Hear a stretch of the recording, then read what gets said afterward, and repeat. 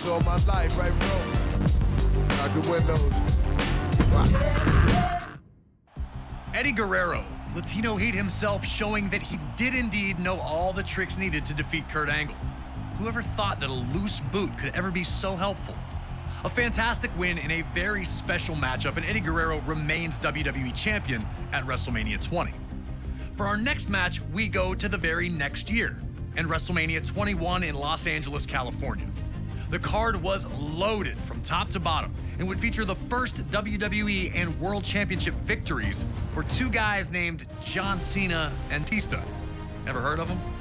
But also on this night, a dream match of the highest order was set to take place.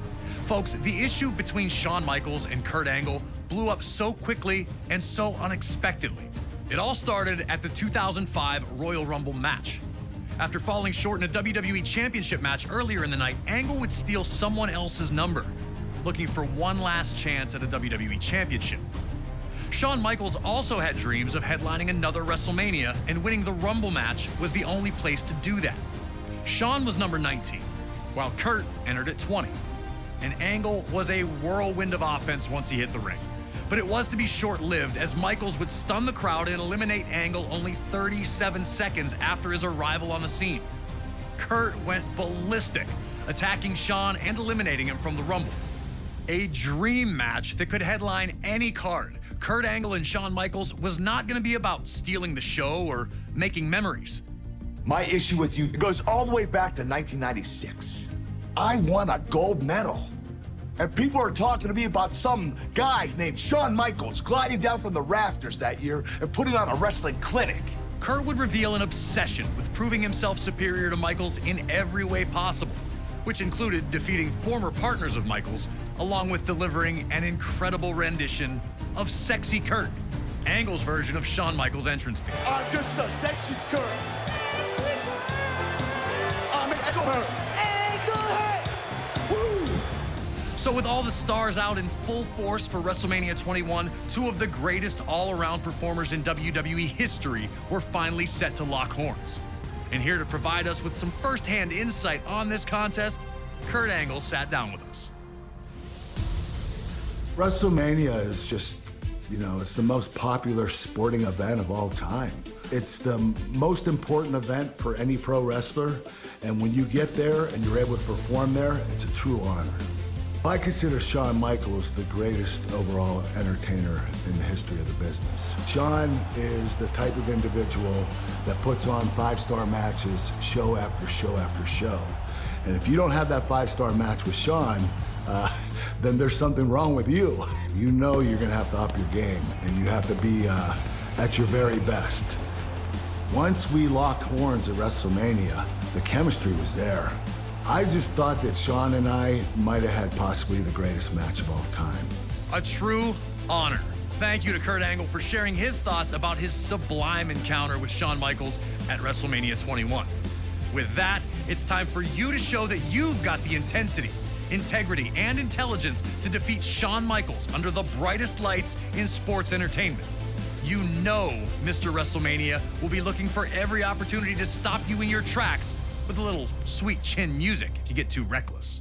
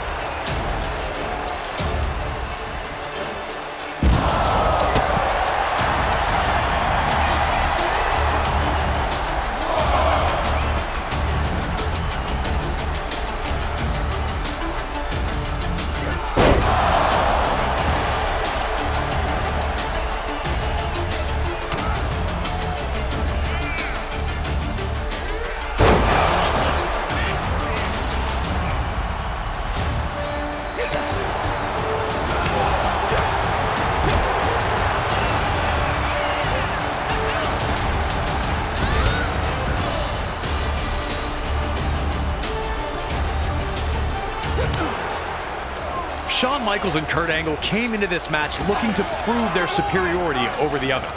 The match was about to kick up a notch. Angle, looking to suplex Shawn Michaels right through the announce table, showed how badly he wanted to injure the Heartbreak Kid in this contest. While Michaels managed to escape the attempt, he would not be so lucky on the follow-up.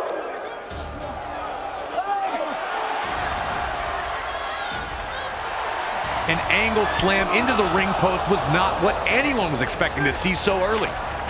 But Angle would look to target Shawn's main weak point, going for the back that had been injured in 1998 and forced Michaels out of action for 4 years.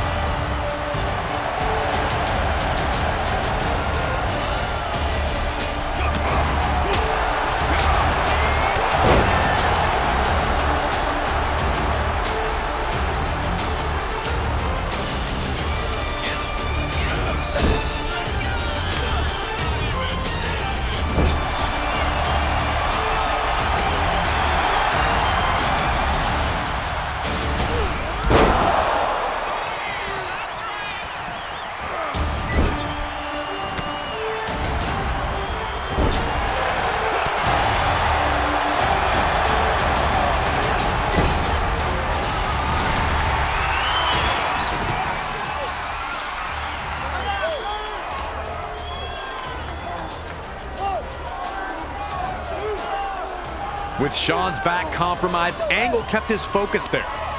But HBK is never out of the match, and he was able to send Angle to the mat.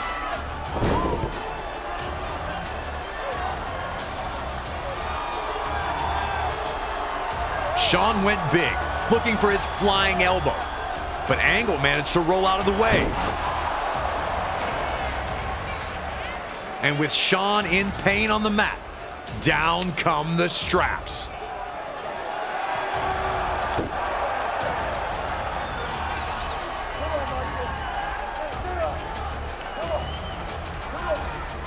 Angle would look to end things in quick fashion with an Angle slam attempt. Michaels turned things around quickly, managing to escape the Angle slam and then backdropping Kurt to the floor. Did Shawn have anything left? Could Michaels overcome the damage done to his back to this point and mount his own offensive attack? For HBK, there was no time to waste if he wanted to maintain control of the contest. Shawn knew how good Angle was, taking a huge risk by diving to the floor knowing it might be the only thing that'd work at that point. And now, HBK had turned the tables, with Angle hurting on the arena floor.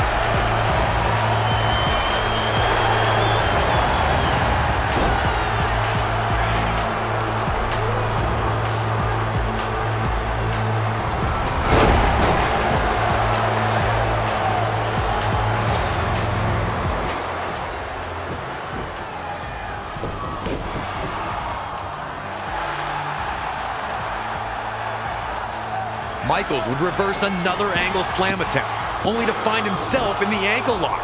But Kurt would receive no rest here, with Michaels again reversing to a pin attempt. Back to their feet, Angle would catch a sweet chin music attempt and finally connect with the angle slam.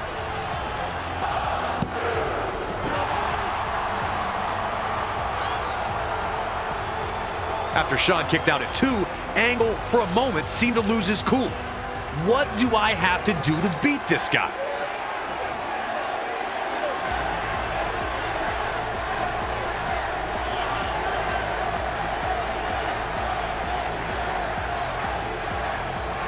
It only lasted a moment though, and with Angle pulling his straps back up, only to take them right back down, he appeared focused on the task at hand once again.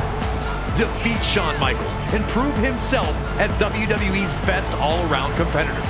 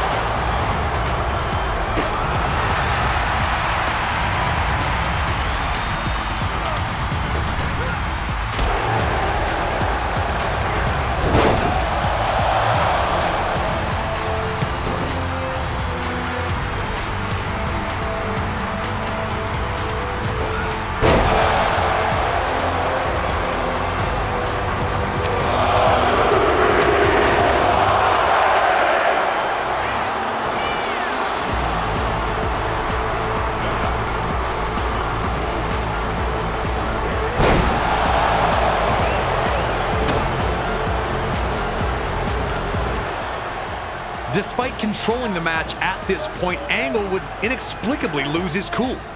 His inability to defeat Shawn Michaels was causing the rage, and Angle let it all out as he screamed in Shawn's face. Michaels would break free from Angle's grip and bam! It'd floor him with the picture-perfect sweet chin music.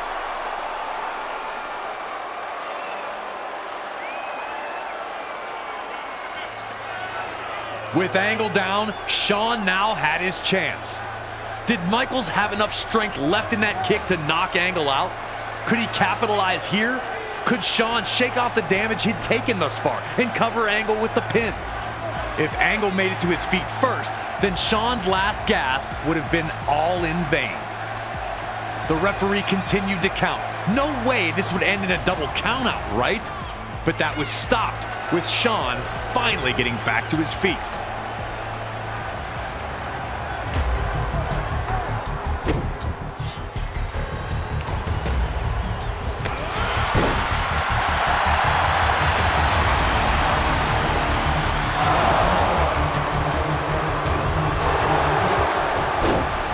Running on fumes, Kurt Angle would try once more to catch Shawn Michaels in the ankle lock. Michaels, looking out at the faces in the crowd, was not going to let these people down. Michaels fought like a wounded animal, trying everything to escape the hold. Spinning through to reverse, crawling to the ropes, and flailing around to loosen Kurt's grip. Kurt had an answer for every attempt, seemingly locking in the hold even tighter every time Shawn failed to break it. Angle had slowly taken Shawn's base away by first chipping away at his back, and now taking Shawn's leg away from him too.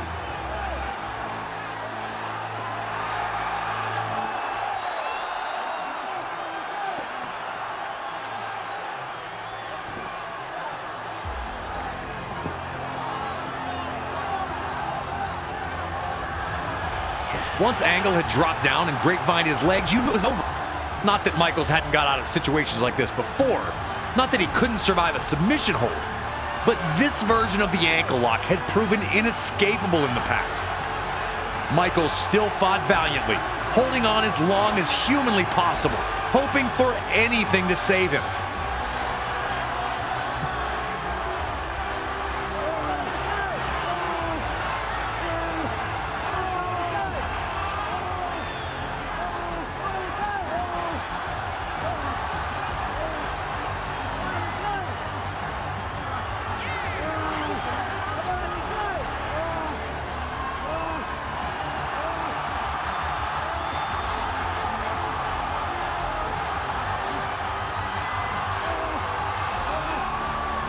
The desperation was etched on his face, and he was finally faced with a decision: win the match or save your career.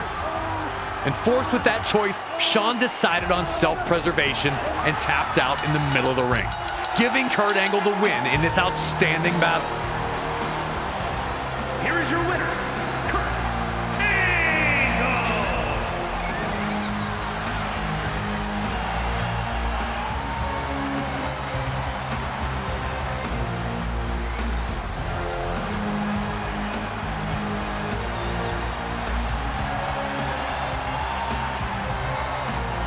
Angle celebrated this win as if he'd become WWE champion again, and honestly, who could blame him? And while Michaels was unable to defeat Angle, he had at least proven himself to be at the level of a gold medalist, and perhaps more importantly, had managed to save himself to fight another day. There may not be a better example of a pure wrestling match in WrestleMania history. Kurt Angle showed himself to be the ultimate grappler by forcing the submission of Shawn Michaels on this occasion. What a feather in the cap of an already Hall of Fame career for Angle. And another incredible performance by the showstopper himself, HBK. Let's be honest, nobody left this match a loser.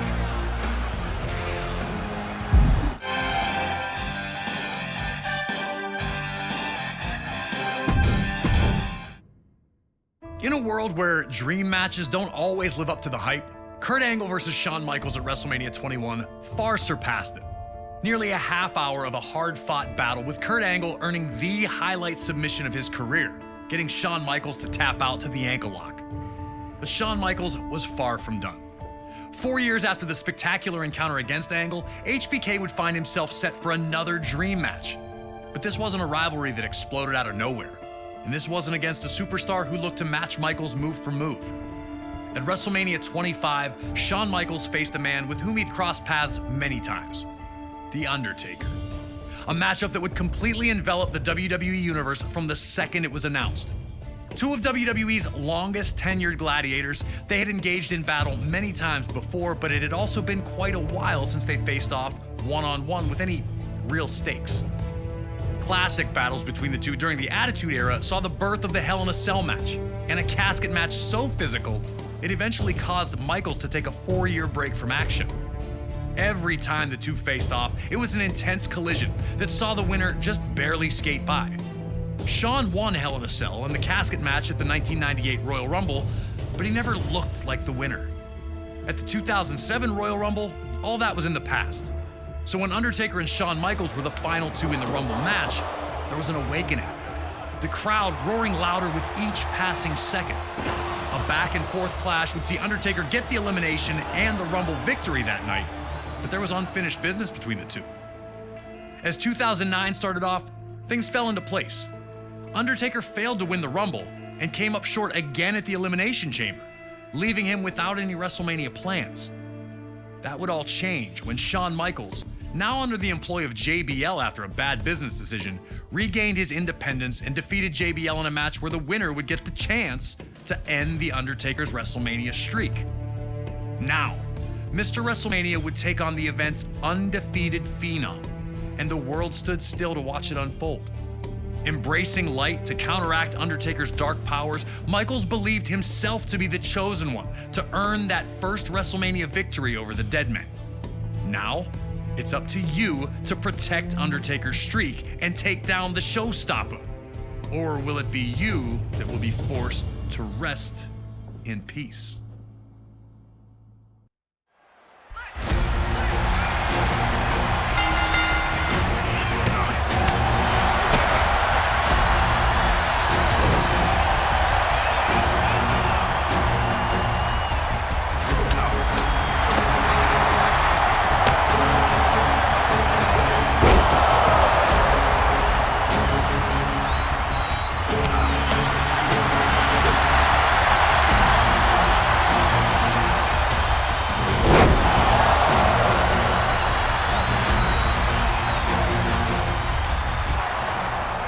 Two of WWE's greatest icons, Shawn Michaels and The Undertaker, finally meeting under the WrestleMania lights. Michaels looked to antagonize Undertaker, hoping to fluster him into making a mistake. And if all that failed, Shawn still knew some less than honorable tactics to help keep the match in his favor. Shawn knew that if he wanted to end the streak, he would have to use every single trick in his arsenal. Undertaker would see that nothing was sacred once the bell rang.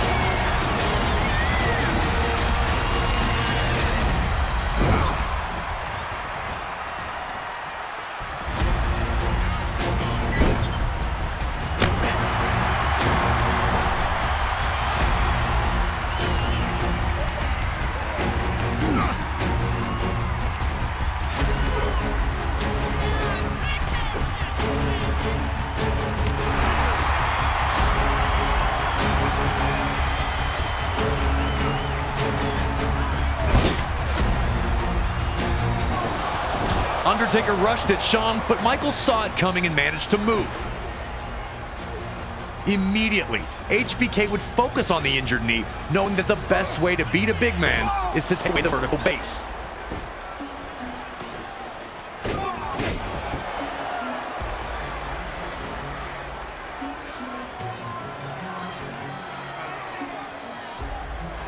The second it seemed Undertaker was getting back up, Shawn floored him with a huge low bridge enziguri to stay in control.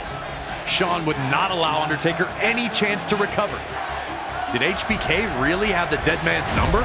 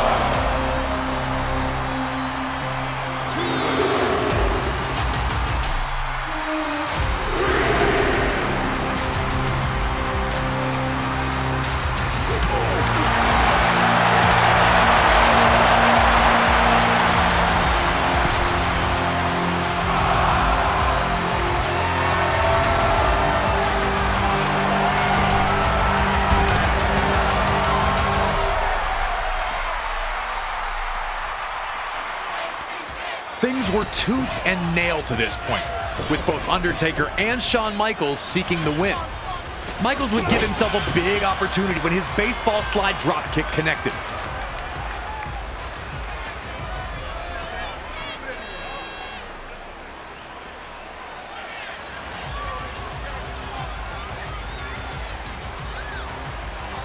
The fans buzzed as he climbed to the top rope, anticipating his next move. Also anticipating that next move was Undertaker himself. He'd avoid Shawn's daring moonsault, letting HBK hit the ground extremely hard.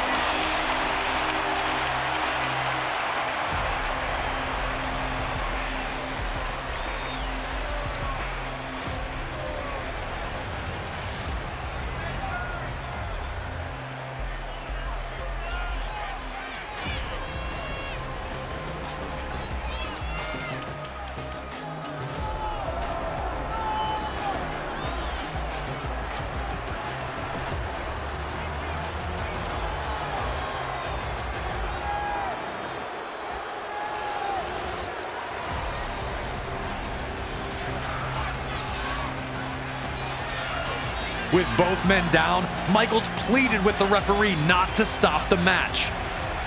No injury was so bad that he couldn't continue the fight. Still begging the referee to let him fight, Michaels didn't see Undertaker sit up or get back to his feet. And this, folks, is when the Undertaker made his move.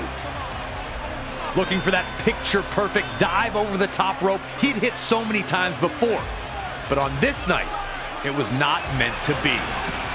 Shawn pulled the cameraman into Undertaker's path, avoiding the incoming Phenom as he torpedoed back to earth.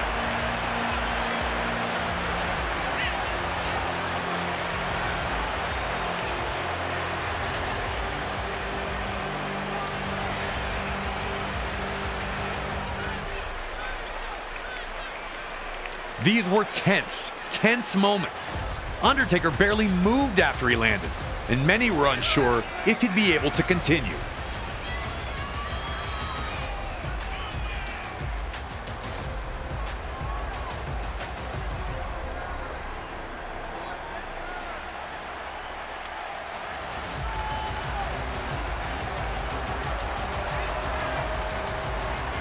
Meanwhile, Shawn was barely better off, struggling to get to his feet while shaking off his own missed moonsault. Such an anticipated matchup. Would it continue? Could it continue?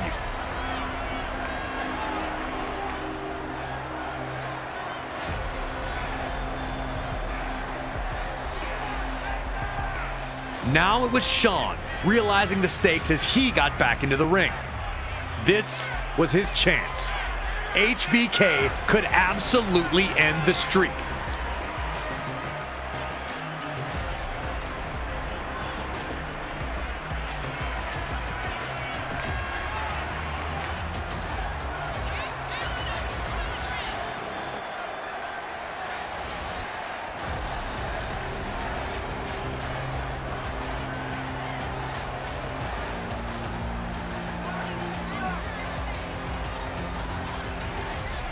Dragging the referee back into the ring, Michaels insisted that the match not be stopped, but instead that the official start the 10 count.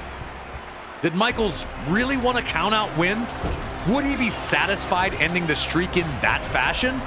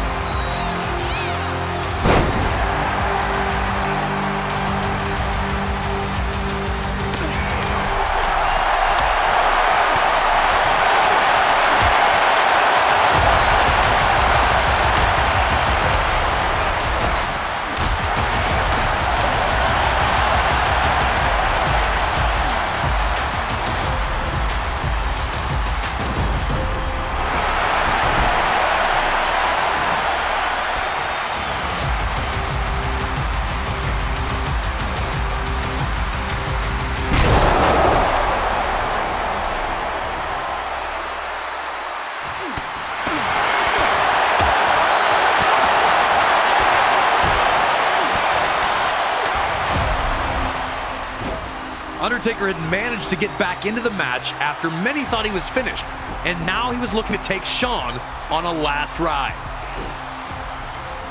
Undertaker was so determined that not even a reversal by HBK into a pin attempt could stop him, as he manhandled Michaels back to his feet, finally hitting a devastating last ride in the middle of the ring. But now it was Shawn's turn to display his resiliency, beating the referee's count to kick out at 2. This marquee matchup was not only living up to expectation, it was surpassing them.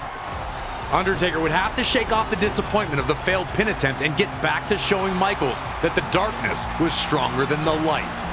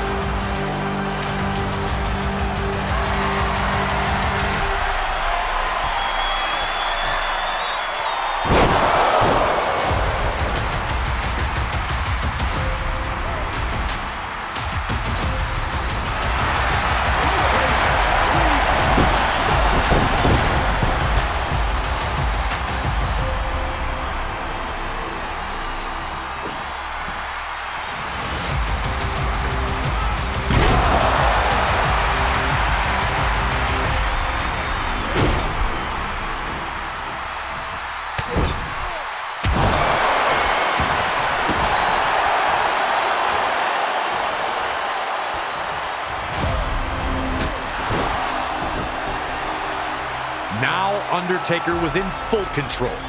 With HBK down on the mat, Undertaker would pull the straps down, signaling to everyone that the end was near.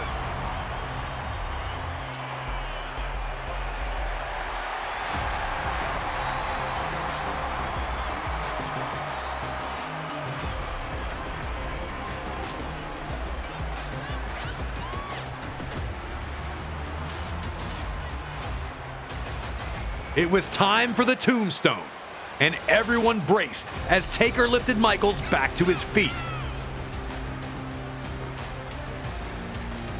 In an instant, Shawn would counter the tombstone into a miraculous DDT, once again flooring the Phenom.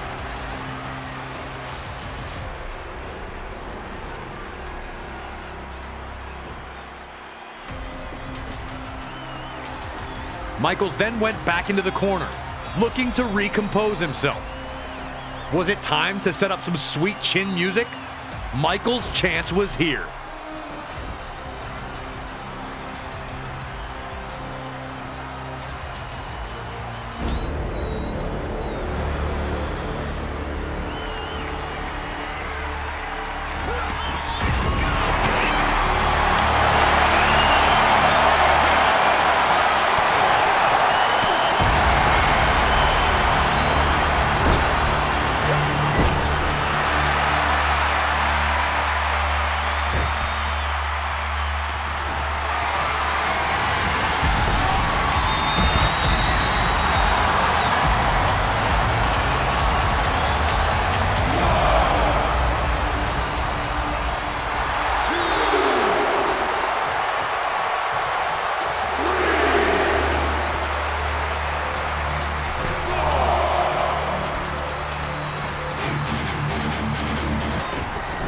Undertaker was hoping to squash Shawn in the corner, sensing that Michaels was nearly finished.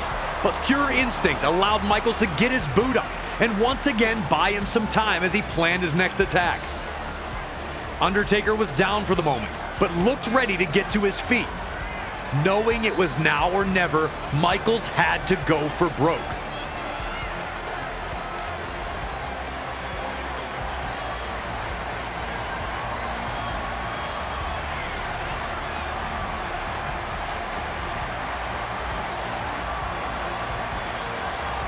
The two had stopped the other in their tracks so many times that even Undertaker seemed surprised when Shawn jumped right into his arms as he attempted a moonsault.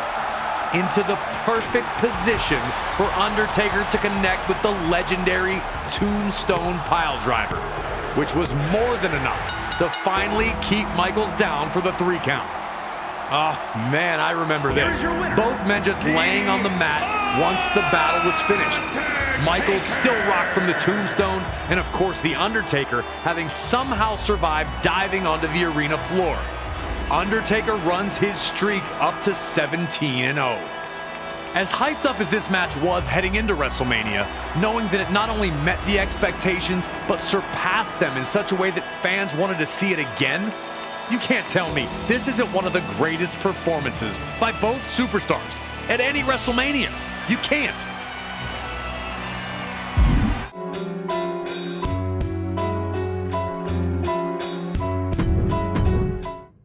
As badly as the WWE Universe wanted to see Shawn Michaels against The Undertaker, it seems that the two WWE legends wanted it even more, both giving it everything they had, both using some old tricks and some new ones.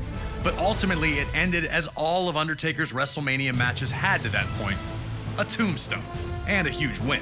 But nothing lasts forever, and Undertaker was about to learn this very painful lesson courtesy of Brock Lesnar. Oh yeah, you already know what this is about. Brock returned to WWE from the world of mixed martial arts in 2012, ready to conquer the world. A loss to John Cena would quickly derail the hype, but a rebound victory over Triple H at SummerSlam seemed to have the beast back on track. Still, Brock wasn't where he wanted to be as of the fall of 2013 approached, so he took a sabbatical from WWE. He'd return near the end of the year, demanding a WWE Championship match. Despite attempting to force the match, Brock was not given what he wanted. Instead, he'd receive an open contract for an opponent at WrestleMania. And this open contract would be answered by none other than The Undertaker, who would sign in Brock's blood after putting him through a table. It seemed impossible. Undertaker's streak was beyond legend, with names like Diesel, Randy Orton, Triple H, and Shawn Michaels all proudly displayed on the list. Even someone as monstrous as Brock Lesnar was seen as an underdog heading into the encounter. But Lesnar and his manager, Paul Heyman, were confident that they had what they needed to send a shockwave throughout all of WWE. They knew that with a win at WrestleMania, the world would be Brock's. He wouldn't have to demand anything ever again. It'd just be given to him. And New Orleans, Louisiana was prepared to see two of WWE's baddest brawlers collide in the center of the ring. Would an F5 send Undertaker's streak spinning? Would Undertaker find a way to send yet another opponent to rest with the other lost souls?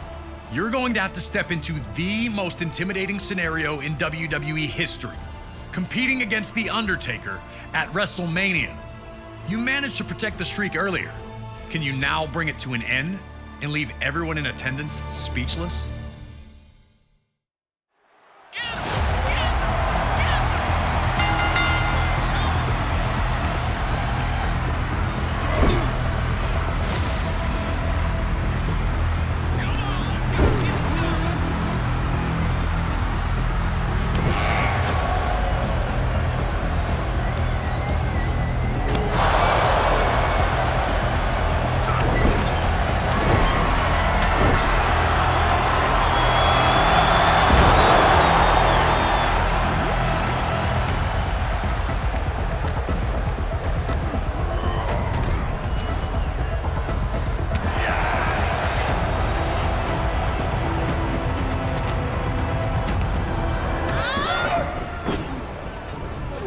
Brock couldn't let Undertaker dictate what took place.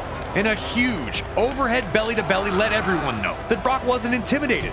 Undertaker, on the other hand, needed to employ his mental warfare, like landing on his feet when Brock tried to clothesline him to the floor to keep an edge on Brock. Neither man had a huge power advantage over the other, so it would be Undertaker's mind games against Brock's freakish athleticism.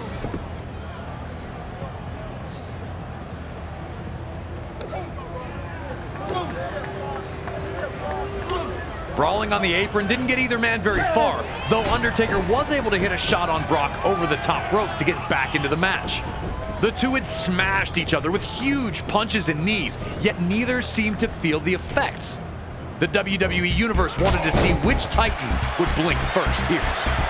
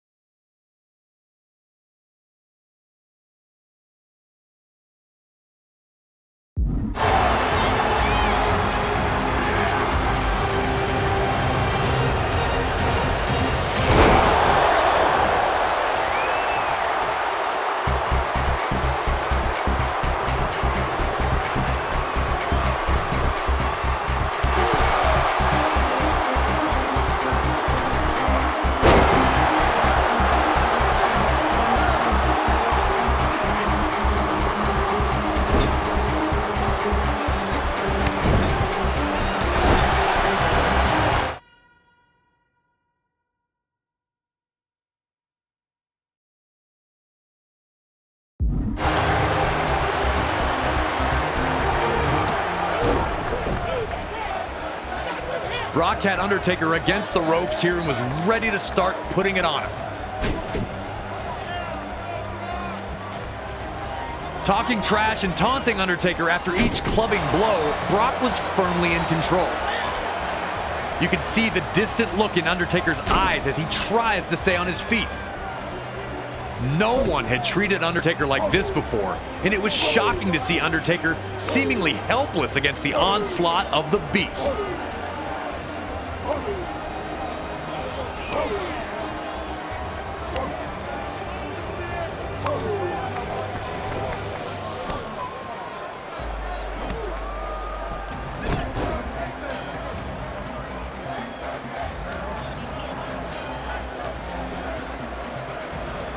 Undertaker would dig deep, finding a DDT to put Brock down on the mat.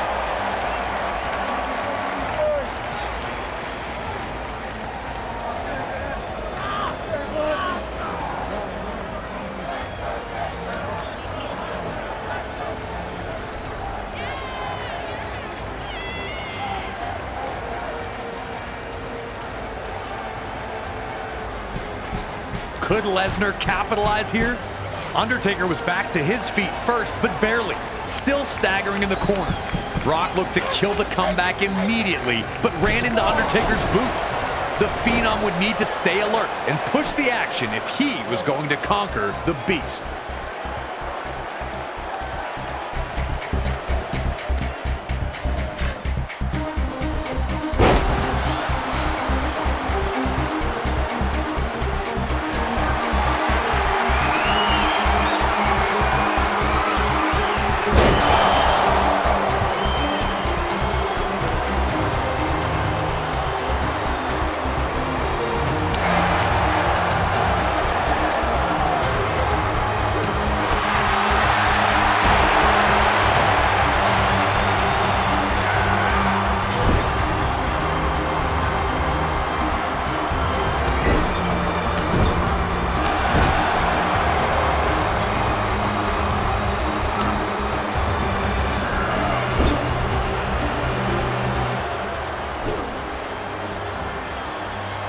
Brock refused to give Undertaker any room to breathe, smothering him whenever possible, and the effects were clear on Undertaker's face. But Undertaker would catch Brock with another big boot, and that gave him the opening to take Brock to school. Old school.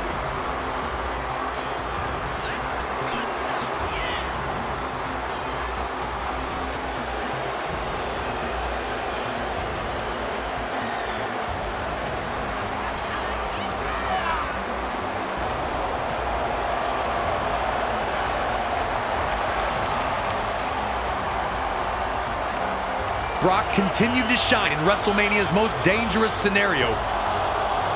How did Brock manage to catch Undertaker like that? Proving time after time he would not wither. But Undertaker would show his supernatural resiliency, able to kick out of the F5 when it certainly seemed to many that he was finished. Undertaker was struggling in there with Brock, but wasn't out yet. Surely he'd be able to get back into this match and continue his WrestleMania domination? Brock's face is the picture of frustration here, but it seems misplaced when he's got firm control of this match. The big question right now is, what can Undertaker do to get back into the match? How can he keep the streak alive?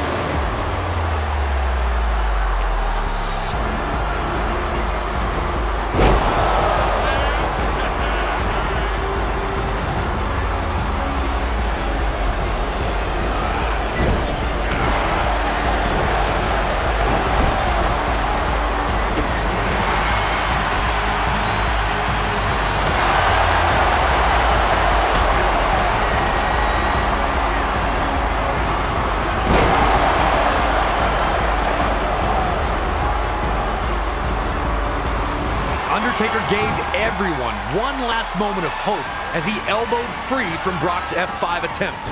But a match that had seen Lesnar thwart Undertaker at every turn continued that trend.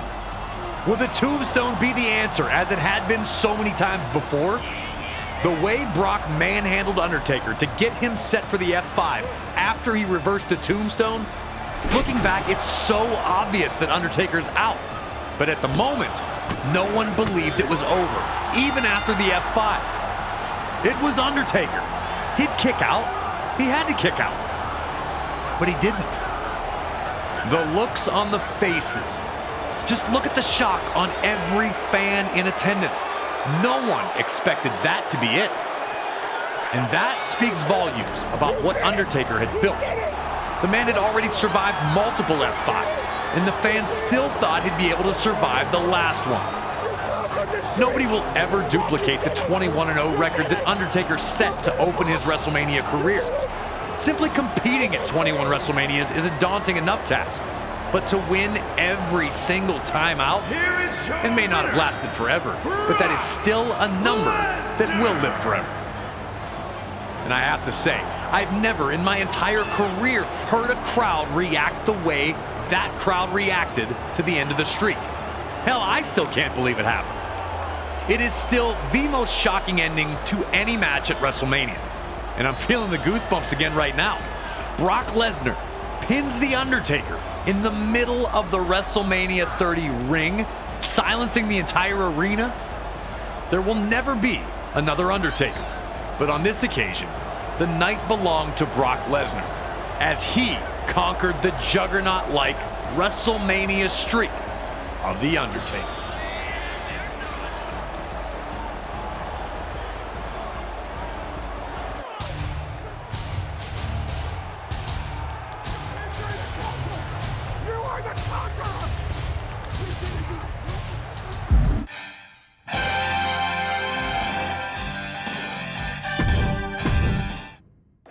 Quite possibly the most jaw-dropping result in WrestleMania history.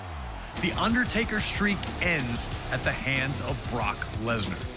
The looks on the faces of those in attendance told us everything. Nobody saw this coming. Our next match takes us to the greater Bay Area of Northern California and WrestleMania 31 in 2015. Seth Rollins had been on top of the world ever since he decided to leave the Shield behind to do the bidding of the Authority. This move paid off instantly as he'd capture the Money in the Bank briefcase in July of 2014.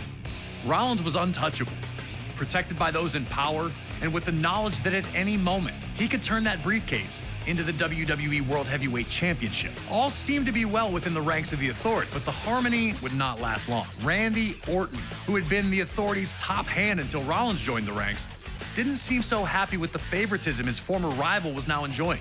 This would come to a head with Rollins attacking Orton following a tag team match, connecting with his vaunted stomp to make it clear that their association was now over. The Viper was furious, attempting to get revenge, but never quite finding it. Another stomp from Rollins would force Orton out of action for a few months, with Rollins bragging about his actions the entire time. But at Fastlane in February of 2015, Orton would make his return following a six-man tag featuring Rollins, delivering RKOs to everyone who got in his way. But as luck would have it, Rollins would manage to escape unharmed.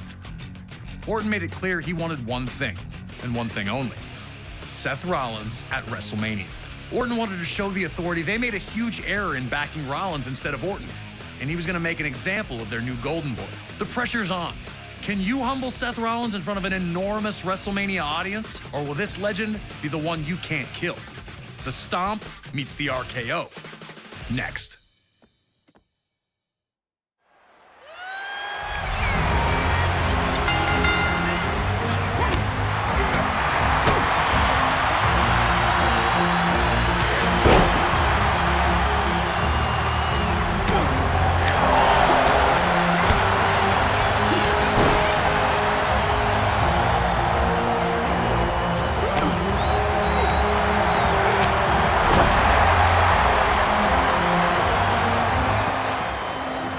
Rollins struggled early to take command of the match, mirroring the struggle for power the two had while both associated with the Authority.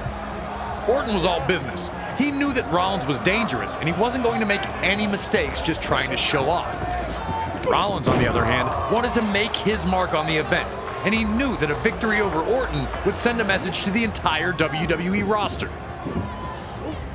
This need to make a statement almost cost Rollins when Orton followed up a dropkick with an attempt at the RKO. Was Rollins' arrogance going to cost him? Did he respect Orton's ability at all? It was Orton, though, who'd make the next mistake. Chasing Rollins around the ringside area and back in, where Rollins set him up for a devastating hot shot on the ropes. Just like that, Rollins had neutralized Orton's offense and looked ready to pour it on further. What adjustments would Orton have to make now that his RKO had failed him? And would he be able to make them in the moment against Rollins?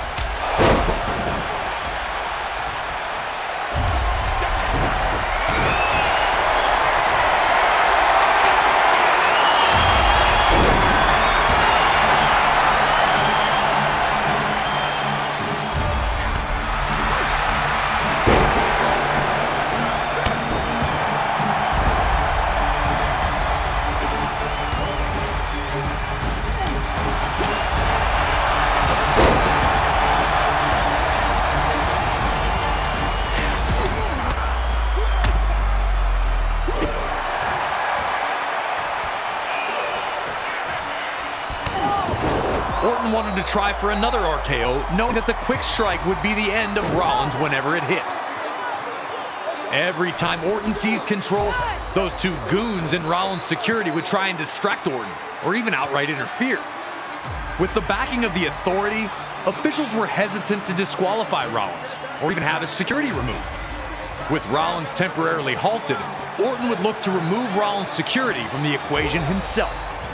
Was Orton making a mistake by leaving Rollins to recover? While we all pondered these questions, Seth Rollins provided the answer by wiping Orton out with a breathtaking suicide dive. Orton had squandered his advantage in the match for now.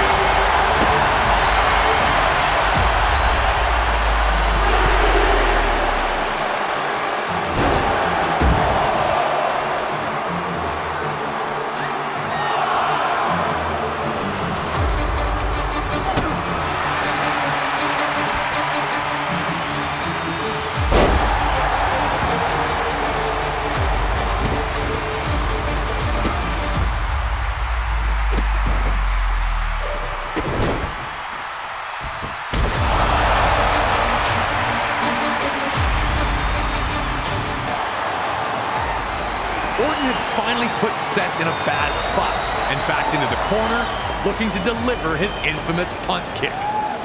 But like they had already multiple times, Rollins' security ran back into the ring, where they'd both eat RKOs for their trouble. Once again, Rollins took advantage of the distraction, ceasing all of Orton's pressure with a stomp. The same stomp that had taken Orton out of action for months.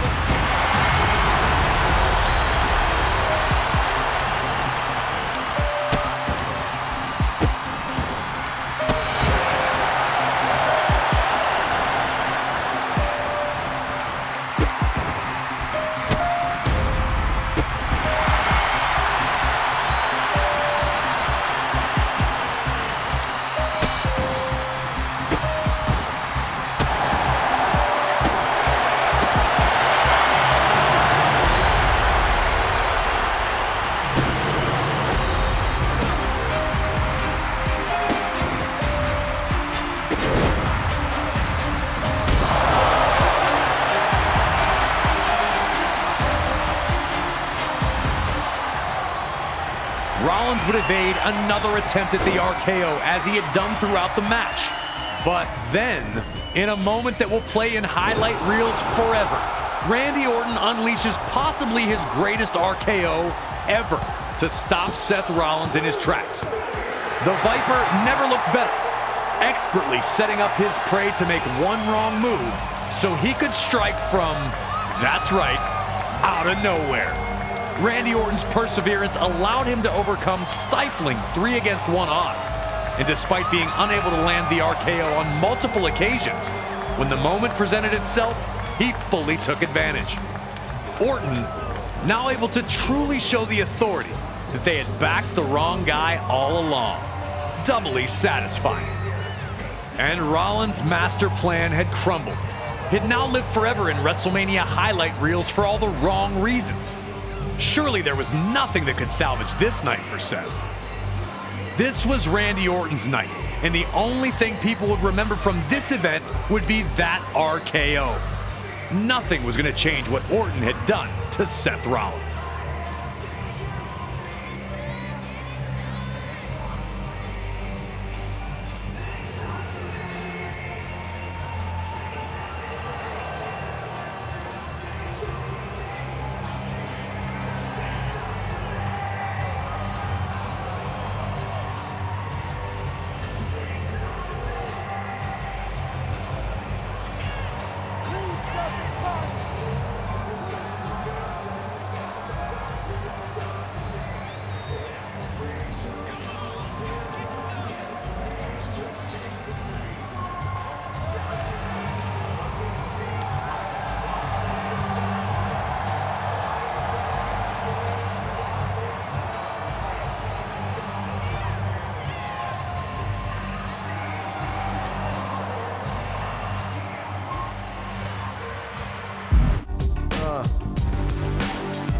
We gonna keep running with it? Seth Rollins crashes to earth with one of the most famous RKOs ever, ending his quest for victory. A statement win for Randy Orton, but Seth Rollins wasn't done yet. Later that same evening, Brock Lesnar would take part in a match that had another surprising conclusion. The WWE World Heavyweight Champion, Brock had used his victory over Undertaker at WrestleMania 30 to get a championship match against John Cena at SummerSlam 2014, taking the title from Cena in a scary display of dominance.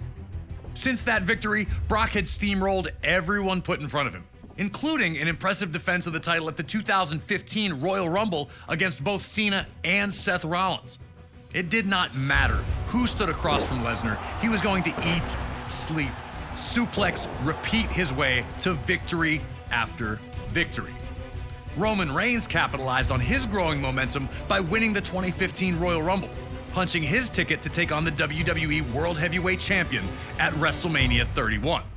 The future Tribal Chief knew that he was destined to become WWE World Heavyweight Champion, showing no fear or intimidation in the presence of Lesnar. In a completely unexpected twist, something took place during that match that turned everything upside down. During a moment that saw both Lesnar and Reigns down on the mat, it would be the music of Seth Rollins that would hit, as he would be cashing in his Money in the Bank briefcase. And just like that, a one-on-one contest became a triple threat. To tell us more about what some consider to be the greatest cash-in ever, we have the visionary himself, Seth Rollins. For WWE superstars, for myself especially, WrestleMania is everything. We work year-round, tirelessly, grinding, sacrificing. Every year you get ready to put on the best show. You want everything to peak at the right time because you know that that moment is going to be the most watched, witnessed moment of the entire year. And if you do it right, you can create something that's bigger than you and in some ways transcends our entire industry. I had my sights set on the main event of WrestleMania for some time though. I just needed the perfect opportunity to make sure that the cash-in was a success. When it's all said and done, if I'm remembered for nothing else, I will live forever in that moment. Big thanks to Seth Rollins for giving us the time to talk about WrestleMania 31 and the cash-in heard around the world. Now it's up to you to figure out how you're going to walk out of this incredible encounter with the WWE World Heavyweight Championship. They've built it up, but can you burn it down?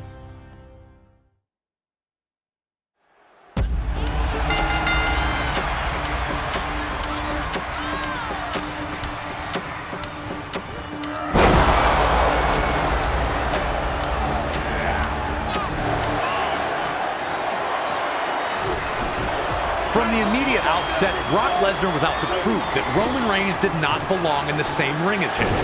Lesnar was not impressed with the Royal Rumble win, and he was not impressed with Roman's past achievements. Roman had come in extremely self-confident. Trying to return Brock's head-on approach, Roman instead ran right into an F5. One thing I remember vividly was that Lesnar didn't immediately go for the pin.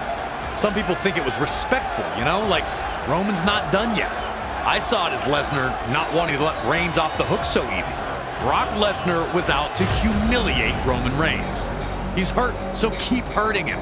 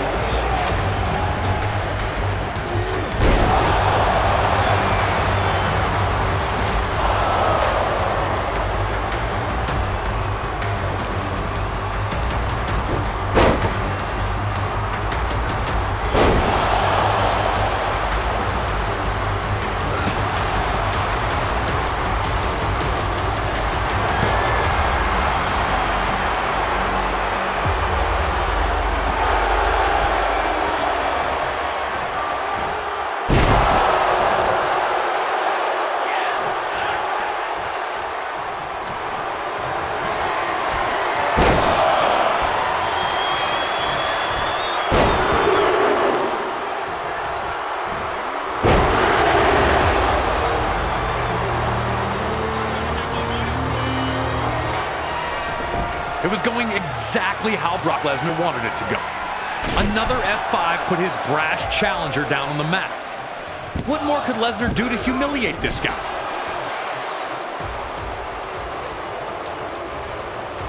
Brock had an idea.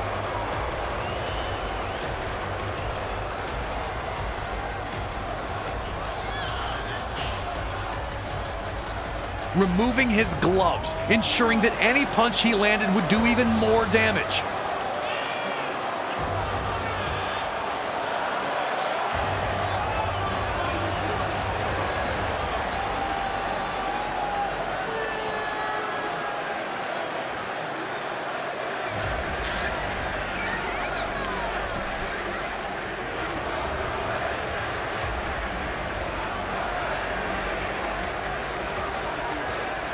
But when Brock opened up the barrage with a slap, it seemed to awaken something within Reigns.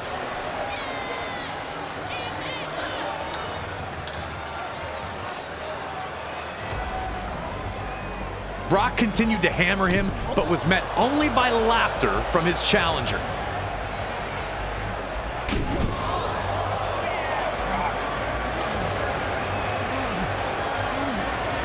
Now it appeared that Roman was trying to humiliate Brock.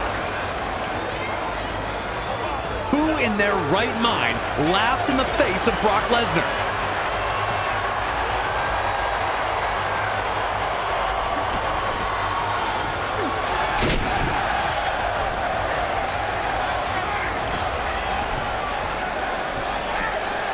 Two monstrous German suplexes got the intended result. Roman Reigns wasn't smiling anymore, and Suplex City was born. And when Brock followed that up with yet another F5, it looked like that was all she wrote. But Roman Reigns would give everyone a glimpse of what he had inside, somehow kicking out at 2. For the first time in the entire match, Brock Lesnar seemed at a loss as to what to do next. Would he just have to hit F5 after F5 until Roman stayed down? Everyone in the stadium thought Roman was done after that F5. He was showing us all exactly what he was made of, and it was clearly starting to frustrate a once supremely confident Brock Lesnar.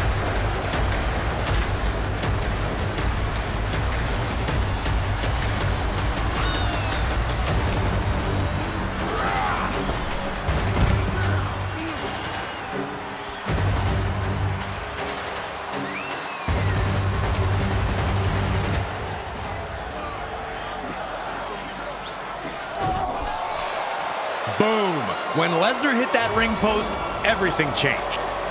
Roman was now in control, and he had badly hurt the champion. He's not a machine, he's a man.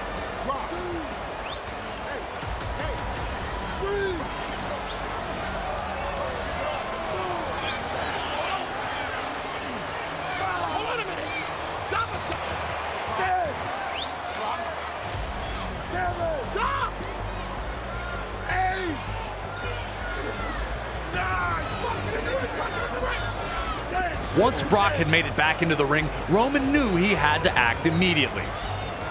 Lesnar had dominated the match to this point, and Reigns likely wouldn't get another chance like this.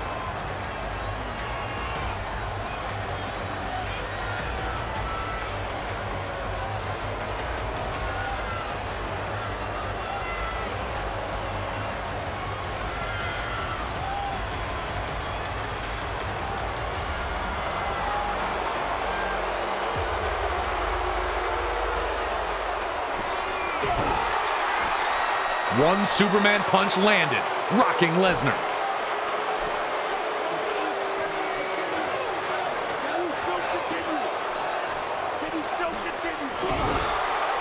A second Superman punch would connect, and Lesnar was on rubber legs as he fell into the corner. Lesnar looked out on his feet, and Reigns appeared to be catching a second wind.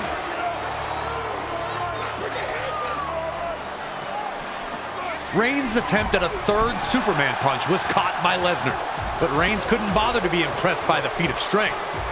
A storm of elbows and headbutts freed him from Lesnar's grasp and allowed Roman to hit the ropes and finally hit the third Superman punch, taking Lesnar down. A huge spear took Brock down again, but only momentarily. Roman didn't panic, backing up into the corner immediately. Roman Reigns leveling the beast with another heavy spear. But fate had other plans, with Brock kicking out at 2. Now it was Roman asking himself the questions. What more do I have to do? Can I beat Brock Lesnar? Can anyone beat Brock Lesnar? He had to dig down for whatever he had left inside to give Lesnar one last shot that would end this thing once and for all.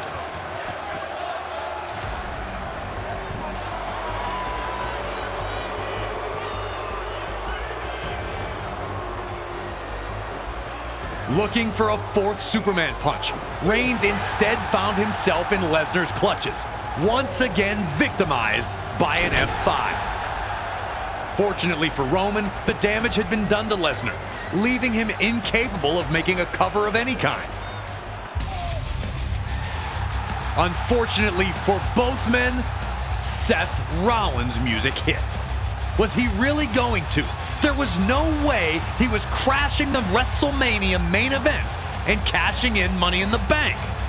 With both Brock Lesnar and Roman Reigns having taken serious amounts of damage to this point, what in the world could possibly stop Seth Rollins from completely stealing the show and the WWE World Heavyweight Championship?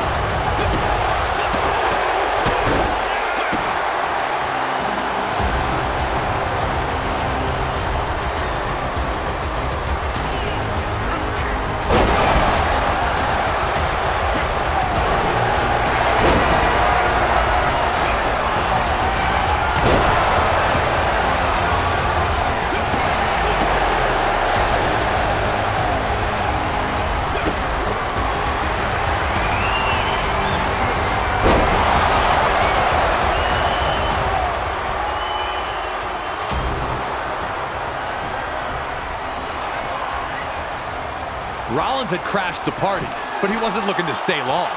He looked for the stomp on Brock Lesnar, but found himself set up for the F5. But that spear from Reigns would be his last gasp. And with nothing left in his energy reserves, Reigns would fall victim to Seth Rollins' stomp. And in one of WrestleMania's most shocking conclusions, Seth Rollins walks out of Roman Reigns versus Brock Lesnar as the new WWE World Heavyweight Champion.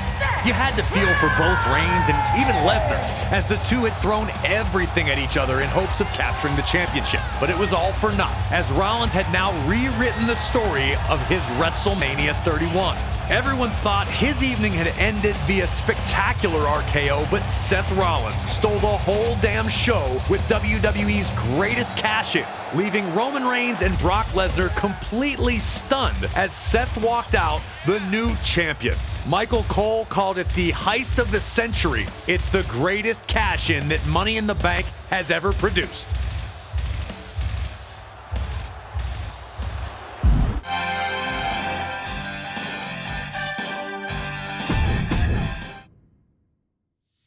History made with Seth Rollins leaving the main event of WrestleMania, a match in which he wasn't even scheduled to participate, as WWE World Heavyweight Champion. For my money, it's the greatest cash-in ever and only proves that Seth Rollins has always been the visionary. WrestleMania has always been the place where the impossible's made possible, where dreams become a reality. And that was never more apparent than at WrestleMania 35 in New Jersey, when for the first time in its history, WrestleMania was main evented by the women of WWE. Ronda Rousey arrived in WWE like a tornado, first impressing in her debut at WrestleMania 34 before steamrolling her way to the Raw Women's Championship at SummerSlam 2018. The former MMA champion looked unstoppable, using her wide array of throws and arm bars to hold everyone at bay. As Survivor Series approached, Becky Lynch, now SmackDown Women's Champion, would be set up to compete against Rousey. Unfortunately for Becky, she'd be replaced by Charlotte Flair after Becky was taken out of action following an inter-brand brawl on Raw. At Survivor Series, Charlotte would show a vicious side in a disqualification loss to Rousey. Becky, however, wanted this fight more than anything. At the 2019 Royal Rumble, Becky Lynch would enter the match in someone else's place, ultimately winning it all by eliminating, you guessed it, Charlotte Flair. But before everything could be finalized, more bad news for Becky, as an injury to her knee led to her not being cleared to compete at WrestleMania, and WWE would replace her with Charlotte Flair. Becky would not sit by and just let that happen, however, and ultimately got her clearance. With that, she was added back to the match, and we now had a triple threat set up for the Raw Women's Championship. The surprises were not done, though. Shortly before WrestleMania, Charlotte would shock the world of sports entertainment by defeating Asuka for the SmackDown Women's Championship. And now the match would be winner takes all, meaning the winner would be both Raw and SmackDown Women's Champion. Three of the most talented women on the roster look to dazzle the world in the first ever women's main event at WrestleMania. Can you go out there and be the last kicker we all know Becky to be? Or will Charlotte and Ronda prove to be too much for you to overcome? Time to show everyone who really is the man. Ronda Rousey was the obvious target for Becky and Charlotte, but Ronda immediately went on the offensive, bullying Becky back in the corner.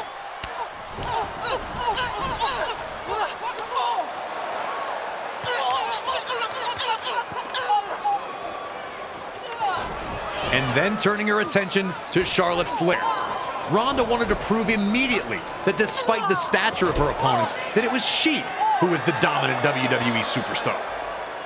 Outside the ring, Ronda would not let up, connecting with a Piper's Pit, not only to Becky that threw her into the barricade, but also to Charlotte Flair, planting her onto the floor.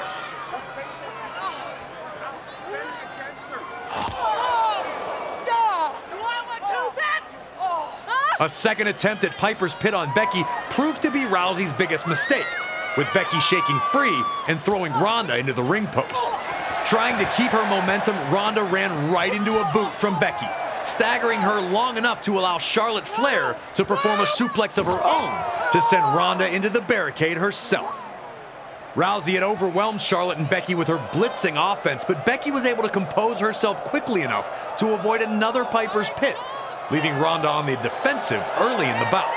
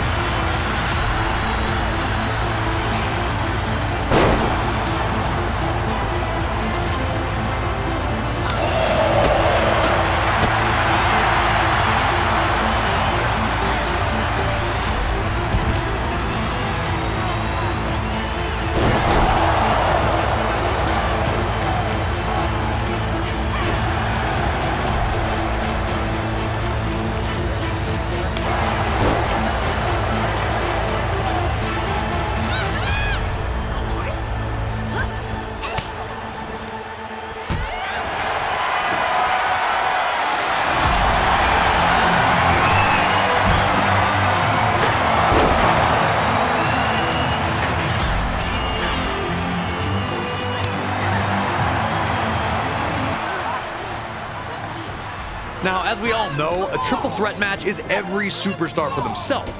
But despite not being friendly with each other, Charlotte and Becky realized that it might be best for them to focus their efforts on Ronda. Looking for a double powerbomb, Ronda would manage to reverse, putting Charlotte in an armbar.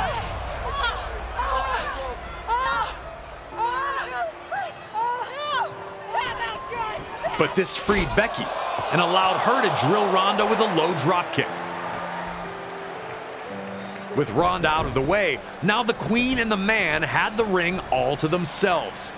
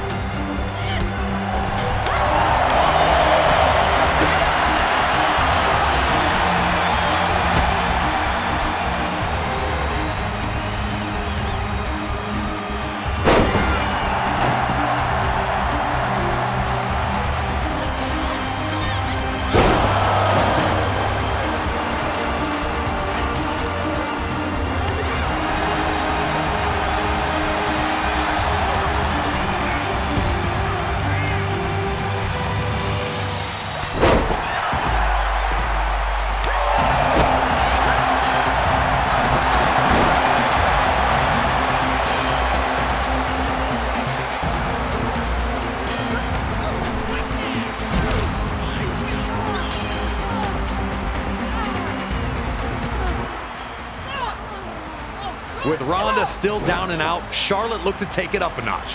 Her standard knee drop was made more devastating by the removal of her knee pad, and now Becky Lynch was in a bad situation.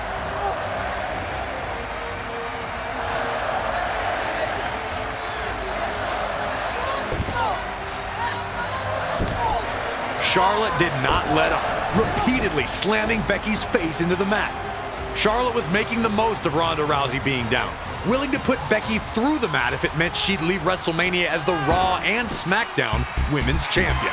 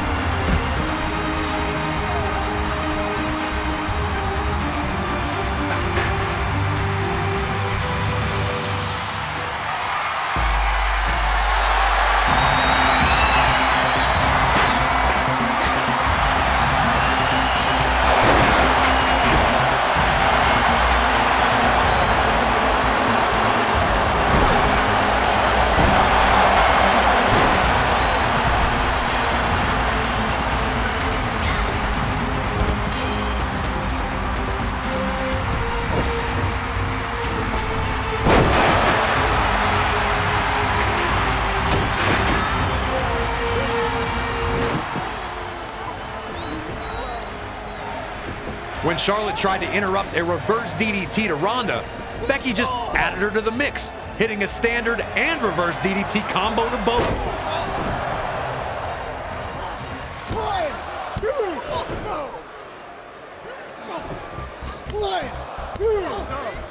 While her attempts at getting the pin failed both times, Becky was now in firm control and didn't show any signs of letting up.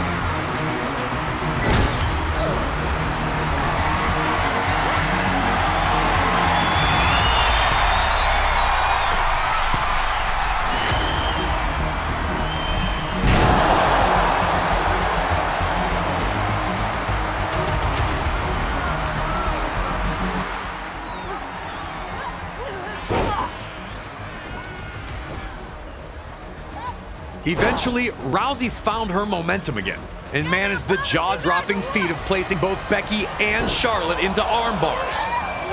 Realizing that they were better together, Charlotte and Becky would turn the tide on Ronda.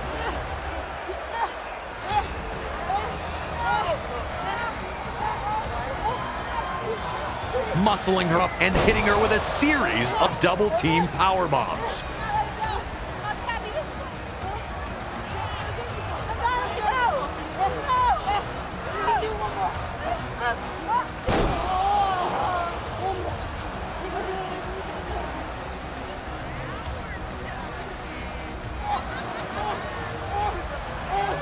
Ronda did her best to fight free, but was overwhelmed by powerbomb after powerbomb.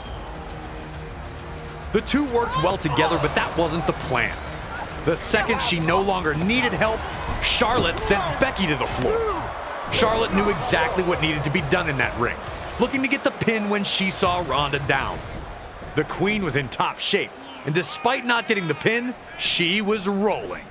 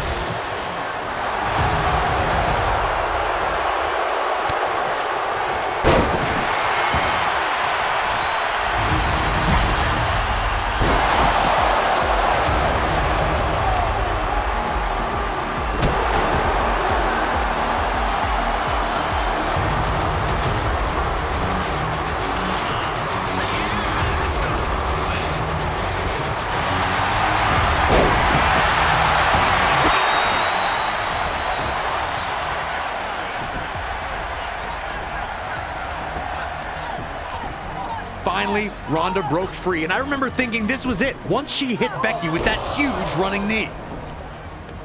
It was academic at that point. She rolled Becky to set her up for Piper's Pit, struggling through the exhaustion and pain to lift her up. And then Becky did the unthinkable. Reversing into a crucifix pin, she was able to surprise the former MMA champion with a pinfall to win the match. Becky Lynch is the winner. Ronda was not happy, feeling she'd gotten her shoulder up, but the decision stood, and Becky was named the winner. All three women left it all in the ring.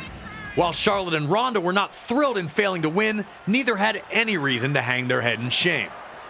Standing in the ring, holding both titles high, Becky Lynch's arduous road to WrestleMania had finally reached its epic conclusion.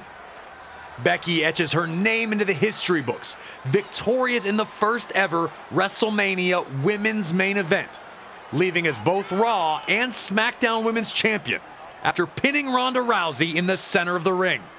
A stellar performance by everyone involved, but it's Becky who had just that little bit extra to get her hand raised. It was another landmark performance by the man.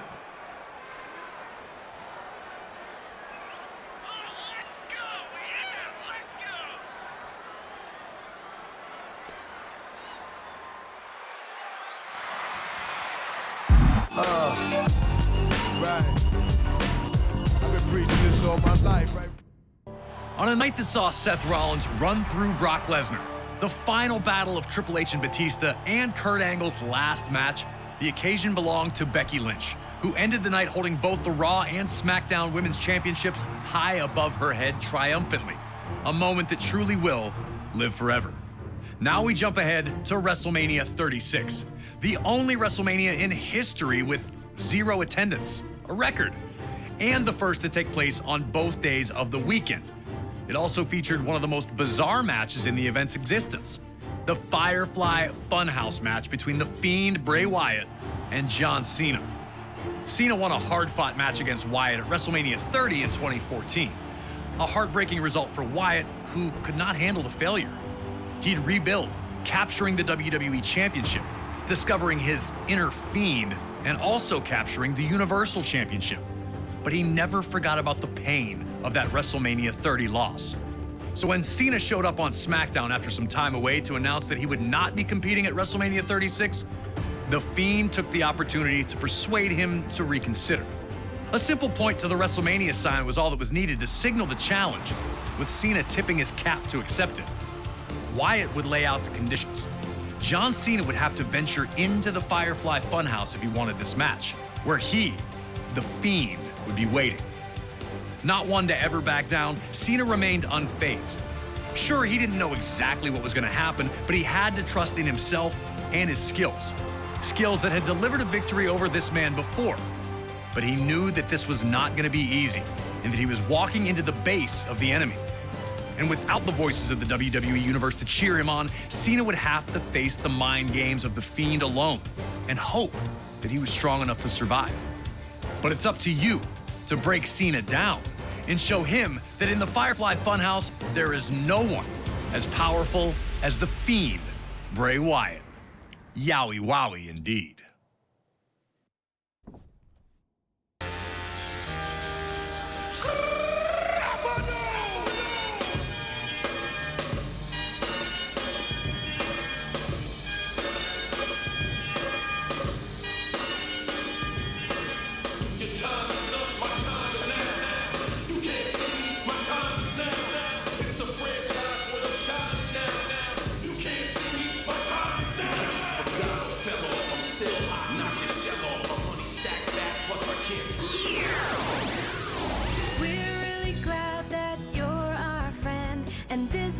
Friendship that'll never ever end.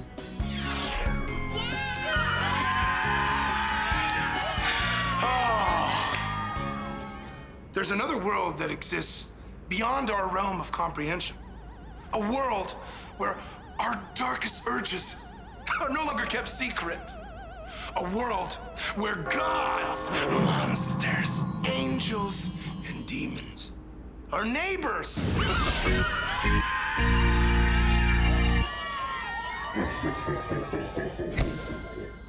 who are we really? And why do we do the things that we do? Hey, John, let's take a real deep look at who you really are. You're about to face your most dangerous opponent yet. Yourself! Welcome to the Firefly Funhouse!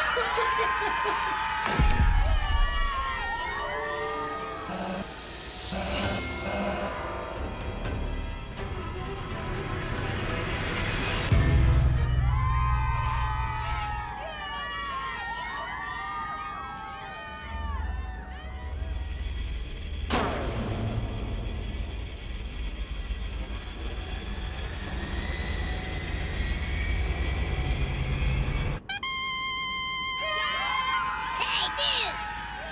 John Cena! Sup, John? You looking for Bray, dude? I saw him! He went that way! He went through that door! That way! Go on, bro! Be careful, dude!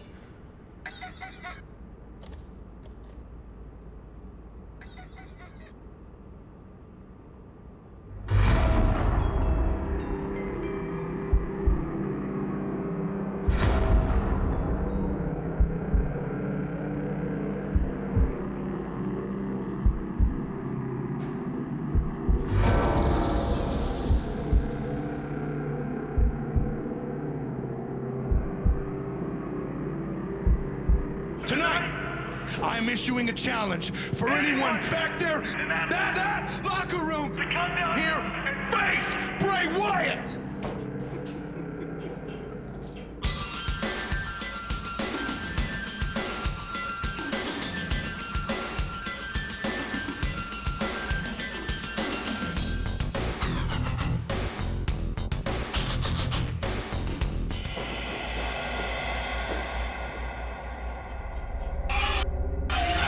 What makes you think you got what it takes to hang with Bray Wyatt?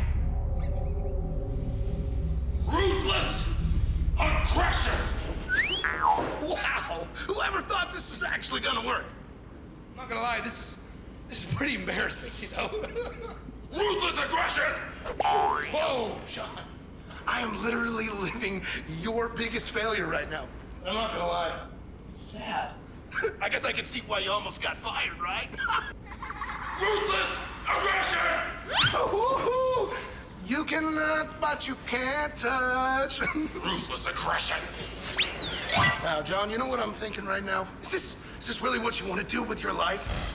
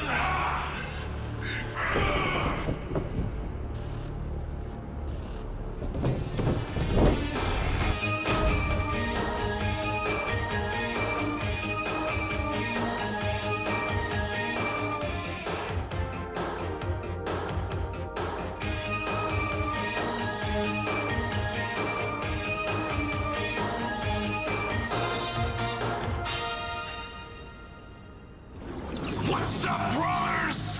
My tag team partner is such a physical specimen, you can't help but worship him. Why? Because that's what being a stud is all about. Having muscles. No matter what little talent you possess. And that, my friends, is what my tag partner Johnny Largemeat is all about. Wait till you see that body. Wow! I mean, the ladies love him, and the men, they want to be him. So without any further ado, I'd like to introduce you to my tag team partner, Johnny Largemeat. Yeah, that's right, Big Daddy. Let me tell you something, because the fact of the matter is, when the rubber hits the road, the cream rises to the top. Somebody say something about WrestleMania day and night. You're gonna pay for the whole seat and use only the end. I mean, my God, the power of the people is right through our veins.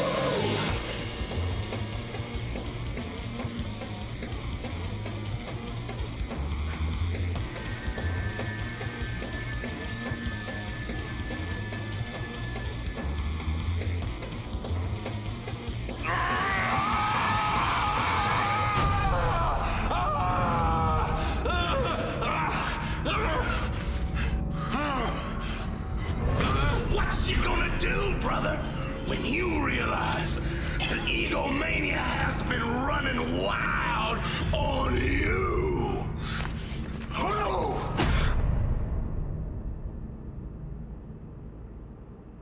Word life. This is basic thugonomics. This is basic thugonomics. Word life. I'm untouchable, but I'm forcing you to feel me. Word life. This is basic thugonomics. Word life. I'm untouchable, but I'm forcing you to feel me. Word life. This is basic thugonomics. Word life. Now I'm the doctor of thugonomics. I just switched like that in mid-fight. The audience will be excited. They just went from 6 to midnight. Oh, I get your little joke. I can only talk in rhyme, right? Fine, I still shine. You ain't taking away my limelight. If all I got is rap and I use it to my advantage, because I'm like Husky Harris, it's a weight that I can manage. Oh, Bray, I got a great idea for your puppet show. Put my junk in a glove. You can call him Mr. Suck It, bro. You've been a disappointment since they brought you to the dance. You a slut for opportunity. You're blowing every chance.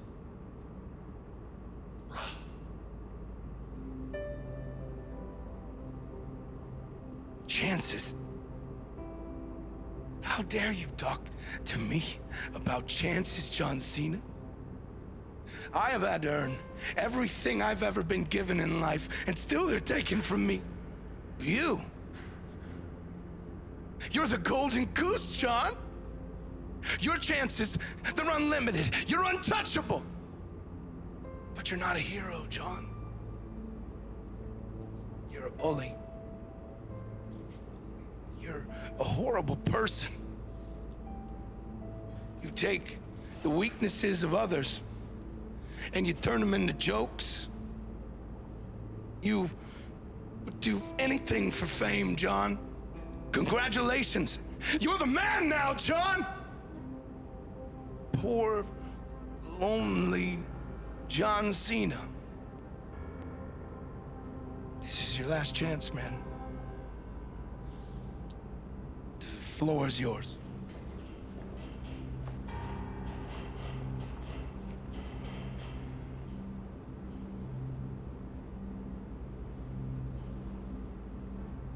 You in the doctor's house trying to get up in my face? All you really get is these nuts up in your face.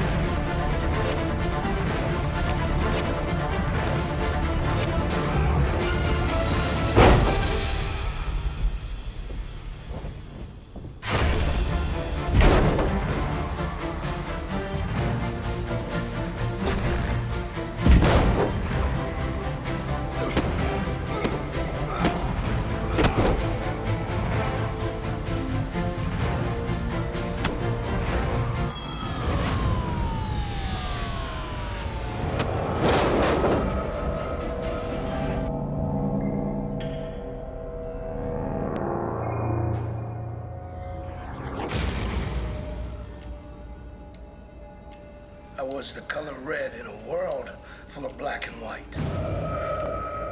I had the whole world in my hands. Abigail spoke of this day my entire life. You were supposed to be a man of the people.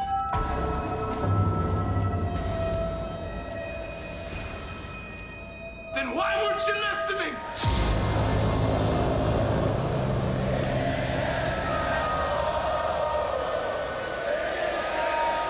Hear them now, John! They wanted me! They needed me!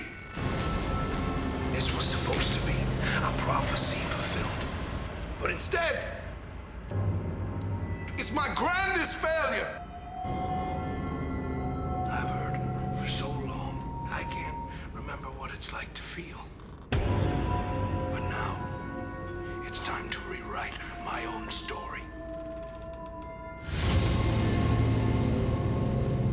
Run.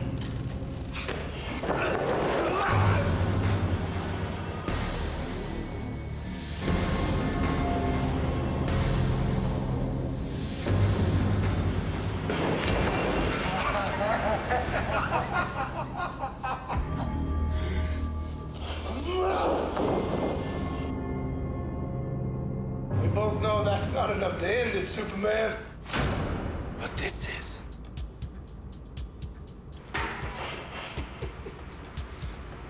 6 years ago, you made the wrong choice, cowboy. Fix it. Fix it, John. Fix it!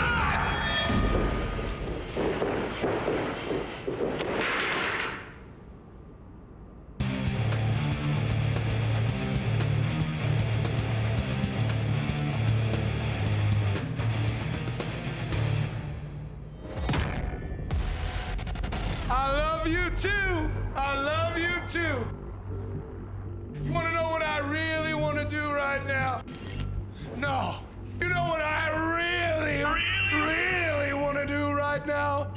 I want to introduce the coolest guy that ever walked the face of the wrestling earth. Give it up for John Cena!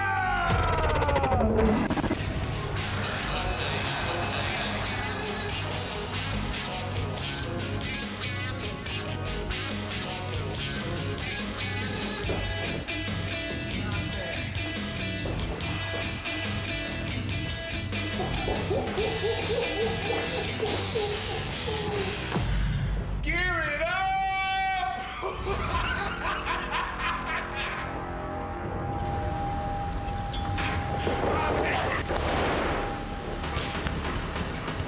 Stop it! You're hurting it, man! You ain't gonna like this.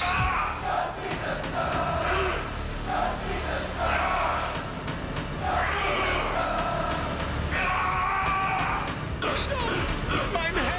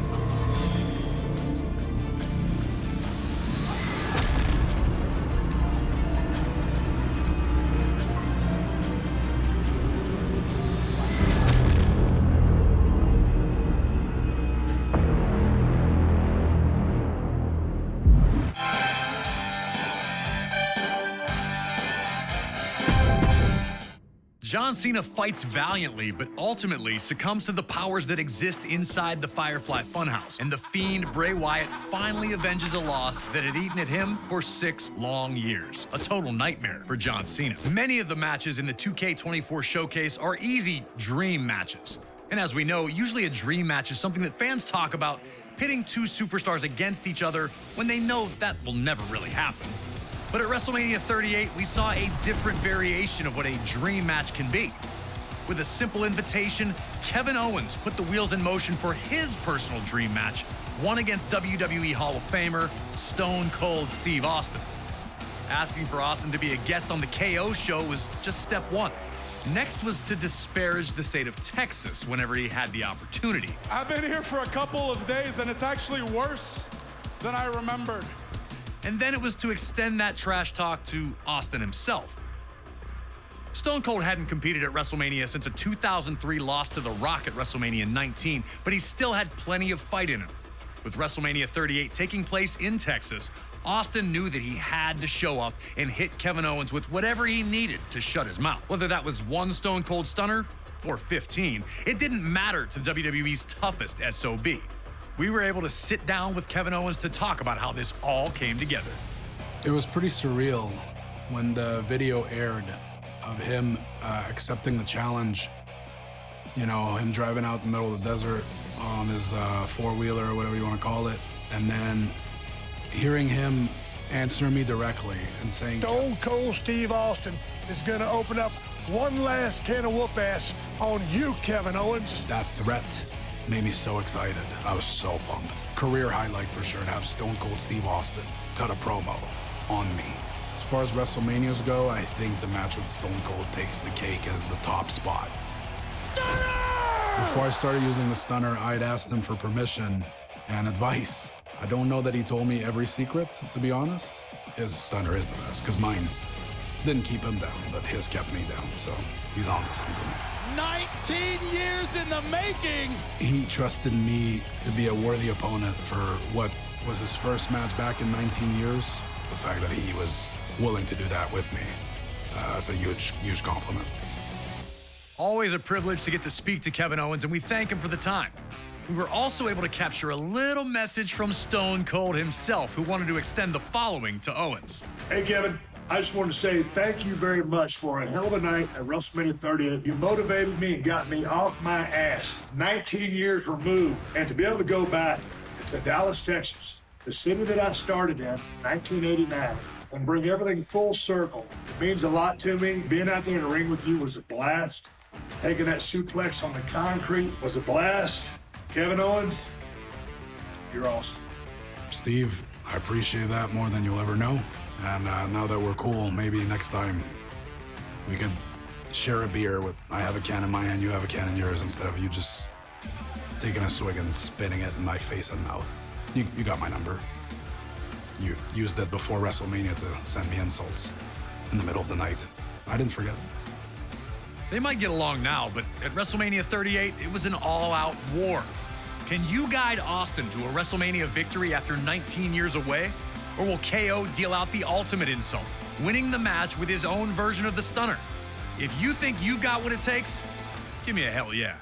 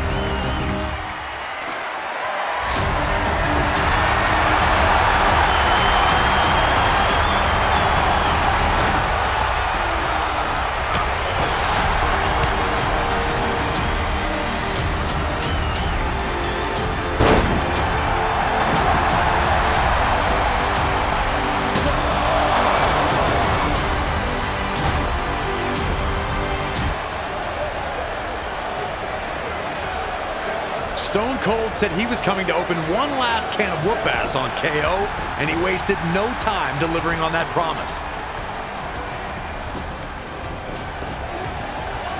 Trading big right hands, Austin finally got KO trapped in the corner, where he'd dust off the classics.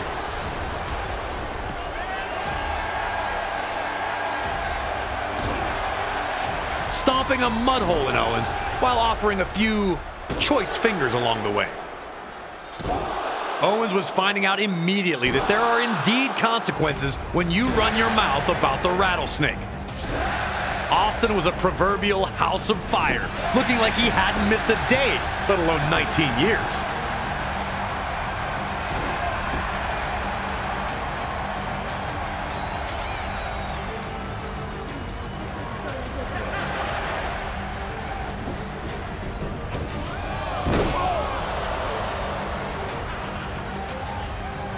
A hard Irish whip into the corner nearly turned KO inside out, giving Austin a chance to take a quick beverage break. Instant refreshment. It had been 19 years since Steve Austin competed in a WrestleMania ring, but he looked as good as he ever had once the fight started. If anything, it seemed like KO had really forgotten who he was dealing with.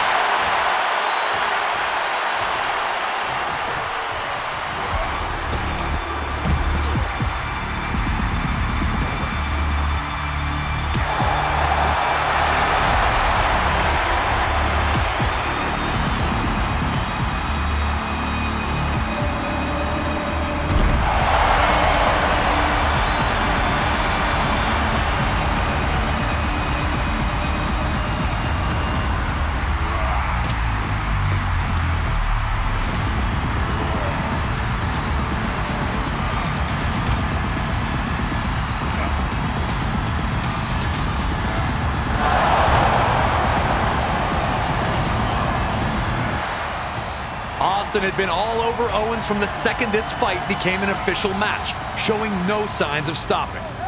Taking the fight to the ringside area seemed like an easy call, but KO finally managed to stop Austin in his tracks by sending him crashing into the ring post. Owens would compose himself quickly before realizing the opportunity in front of him. Now it was his turn to brutalize Stone Cold, and he jumped at the chance, assaulting the Hall of Famer with KO show equipment. Owens was unrelenting, finally able to dish out the punishment he'd spent weeks promising Austin. Owens was not going to be embarrassed on this stage. He was the one that was going to embarrass Stone Cold.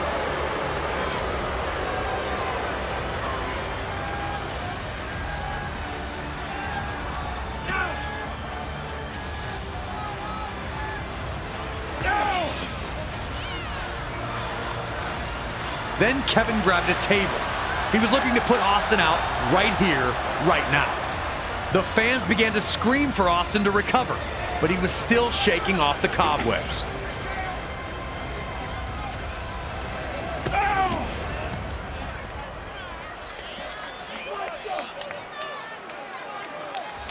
KO was going to make his move right here, looking to put Austin through the table. But somehow, Austin was able to reverse the momentum and send Owens crashing through the table instead. KO wanted to bring the table into this, and now he was paying the very physical price.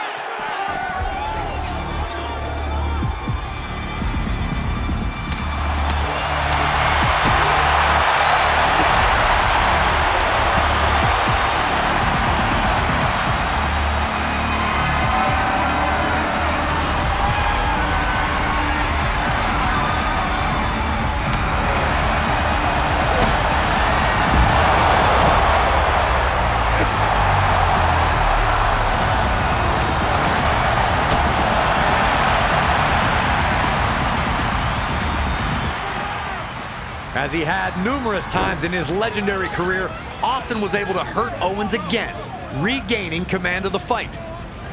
With KO dazed, Austin threw him onto the announce table. Remember, Owens had tried and failed to use a table earlier, so now Austin wanted to turn. Austin's plan here was very clear. He was going to beat the hell out of Owens, but he was going to make it look like it was easy. Classic Austin here, enjoying a few cold beverages while basking amongst the screaming fans and just absolutely taking Kevin Owens to the woodshed. Austin was having the time of his life. He turned back the clock and was delivering a vintage performance. Shoot, you can see me calling the match back there. I was totally astounded at how dominant Austin was. Shout out to my suit though. I was looking good. Austin was in total control, having the time of his life. But I don't think Kevin Owens was enjoying this at all. Stone Cold was having his way with KO.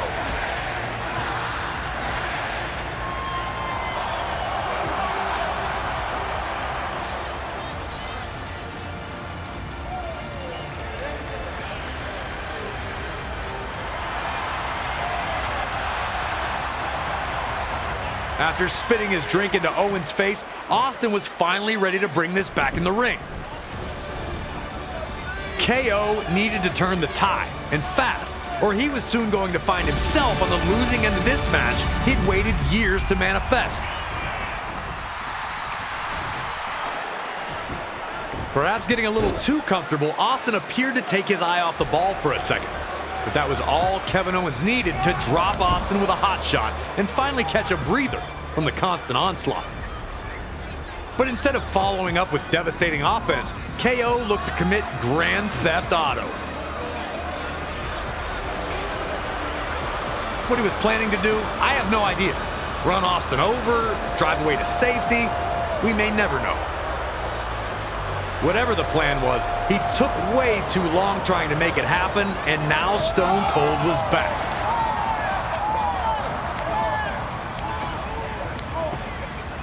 In a WrestleMania first, Austin would then start the ATV and drive up the ramp with KO seated in the front. Where the hell was Austin going to take KO? Was I watching a kidnapping? Luckily, no, we were not watching a kidnapping in progress. Austin just wanted to give the fans closer to the stage a better view of his dismantling of Kevin Owens. We've seen a lot of things from Steve Austin at WrestleMania, but opening a can in this location was brand new.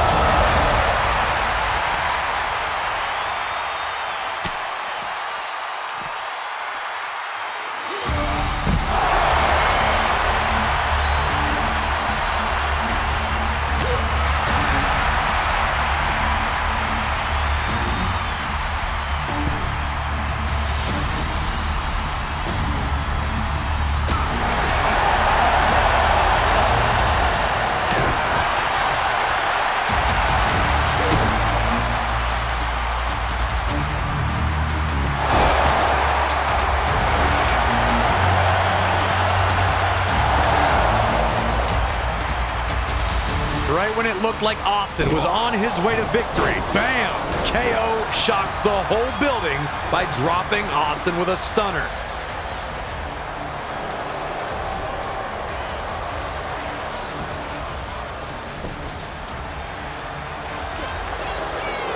Grabbing a steel chair, KO was going to end Austin once and for all.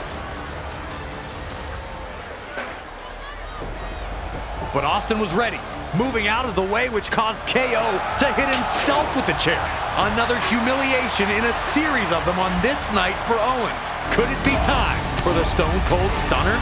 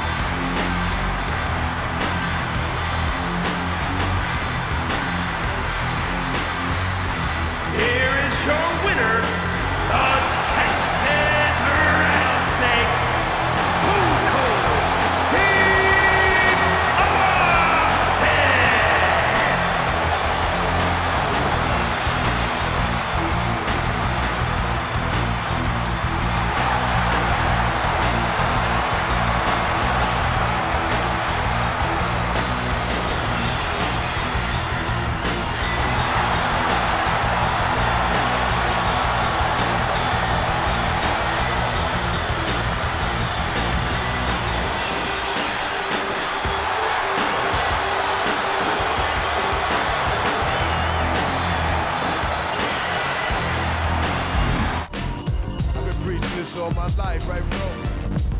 Out the window. A majestic homecoming for Stone Cold Steve Austin sees the Rattlesnake drop KO with the Stone Cold Stunner, locking in the victory. Austin sets a WrestleMania record with 20 years going between WrestleMania wins, as his previous victory at the event was over Scott Hall at 2002's WrestleMania 18. Cheers to Stone Cold. Moving on, we arrive at WrestleMania 39. Last year's spectacular that played host to many show-stopping moments, and night one was where we got to watch the scintillating rematch between Judgment Day's Rhea Ripley and Charlotte Flair for the SmackDown Women's Championship. The two first met at WrestleMania 36, when Charlotte, the winner of the 2020 Women's Royal Rumble match, used her guaranteed championship match to call out then NXT Women's Champion Ripley. It was a competitive affair, but Charlotte walked out with the victory and the NXT Women's title. 3 years later, though, things had changed. Ripley had arrived to the main roster, and at WrestleMania 37, she defeated Asuka to become Raw Women's Champion. Unfortunately, a few months later at Money in the Bank 2021, Ripley would again face Charlotte and would again lose her championship by submission. So when Rhea won the 2023 Women's Royal Rumble match, entering at number 1 for the record, she wasted little time to make her challenge. The next night on Raw, she'd lay it out to the woman that had stopped her momentum on more than one occasion, the 7-time women's champion and the queen herself, Charlotte Flair. On a night one that featured incredible action and immortal legends, Ripley and Flair would deliver a performance that could not be denied. Charlotte eternally defending her status as top woman in WWE, and Ripley with her golden opportunity to vanquish the ghosts of WrestleMania past. One thing was clear. If Ripley was going to get it done, she'd have to avoid Charlotte's vaunted figure 8, which had twice been her undoing. If she could do that, her path to victory was clear. That's usually everyone's plan against Charlotte, but she still seems to find it one way or another. Can you put the perfect attack together and defeat Charlotte Flair? Or will you, like so many before, end up bowing down to the queen? Let's go to night 1 of WrestleMania 39 and find out.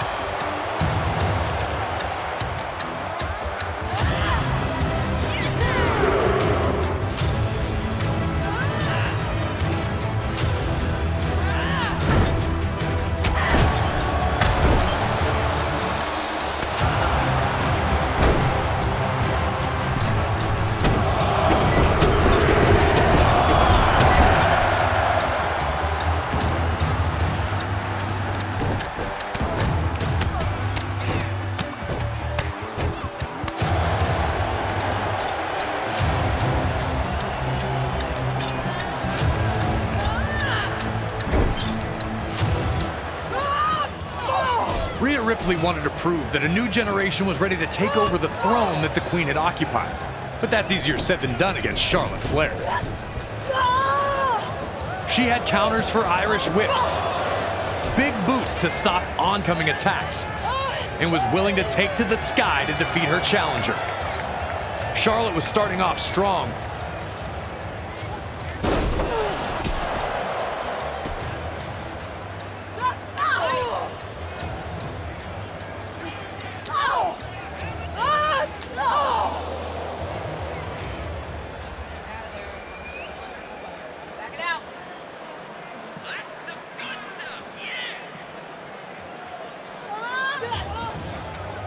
It was too early to write off Ripley. She proved that when she caught Charlotte on her shoulders and spiked her into the top turnbuckle. Charlotte crumbled to the mat, and just like that, her quick start was a thing of the past, and now Ripley had her choice of how to punish the champion next.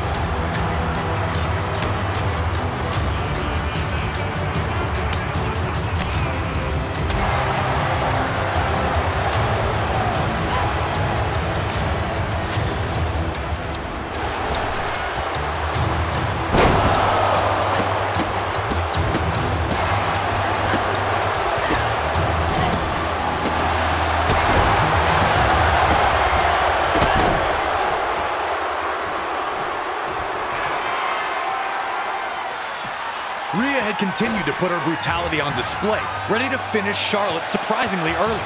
The Queen surprised Rhea with enough fight left in her to counter with an emphatic DDT. The cover may have only gotten a 2 count, but Charlotte Flair had reset the tempo and was now firmly in the driver's seat.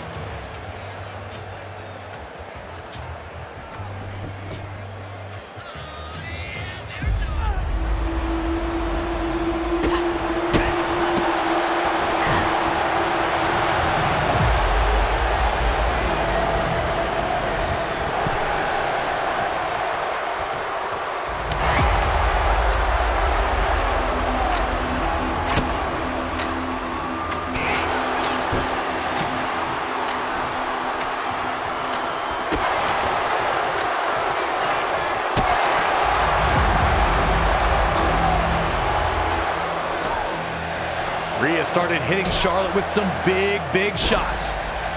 And even then, when it looked like Charlotte was rocked, she once again used her experience to find a counter.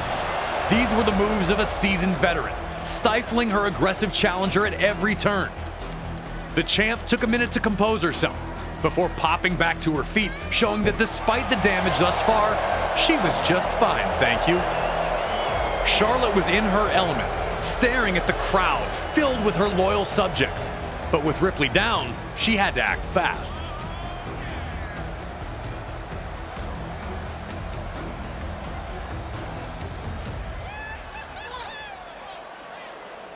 As she has so many times, Charlotte looked to perform her spectacular moonsault.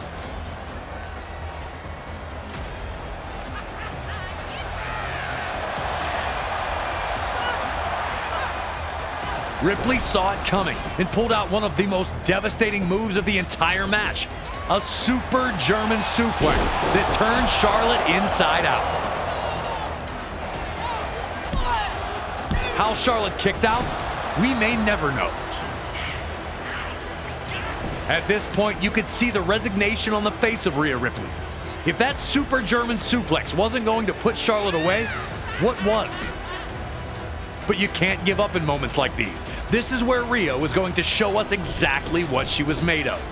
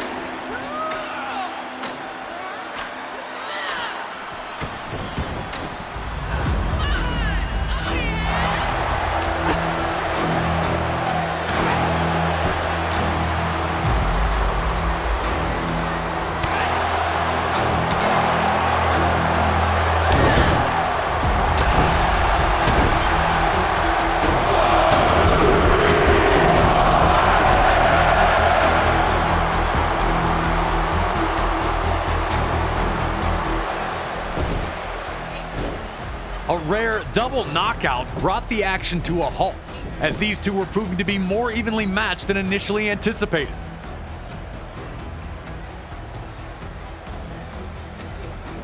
But it was Charlotte who appeared to be the fresher competitor, getting to her feet first, and then nearly taking Rhea's head off with a huge running boot to the face. Ripley was now struggling to keep up with Charlotte, who saw the chance to connect with something big.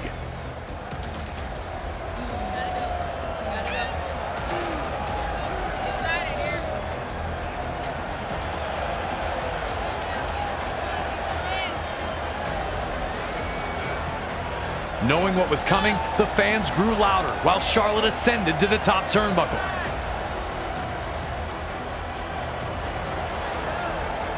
And they exploded when she connected with the moonsault to the floor. Rhea's talk of a new generation was looking silly, with Charlotte absolutely dominating her.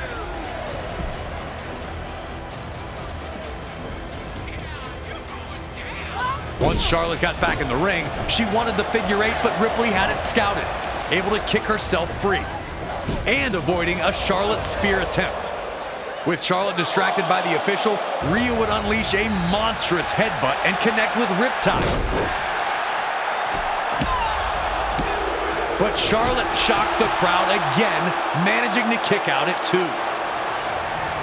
Rhea Ripley looked lost for the first time in the contest. Was Charlotte's refusal to just stay down starting to affect Rhea's confidence? But now wasn't the time to panic. That's what Charlotte Flair wanted from Ripley. That's what makes Charlotte Flair so great, so dangerous. Her ability to just survive will have you questioning everything you once believed.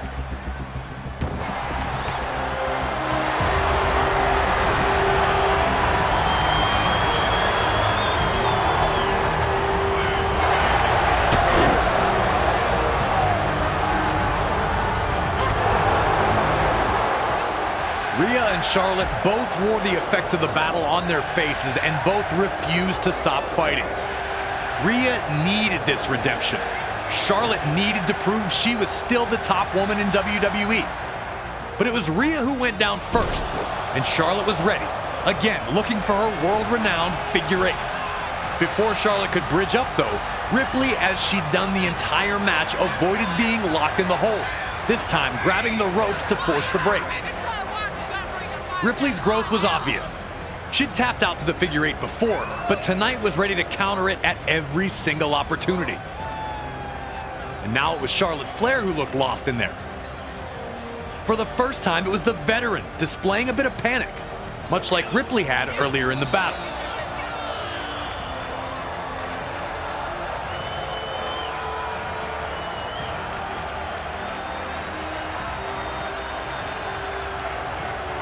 But Charlotte knew not to let that panic set in and went right back to work.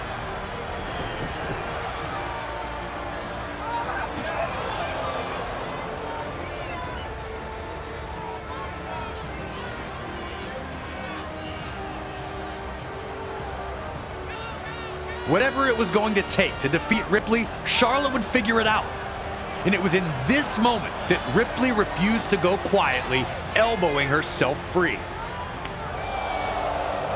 Then slamming Charlotte's face into the ring post. I remember seeing Charlotte just stop moving, and now it started to feel like this epic contest was about to reach its end.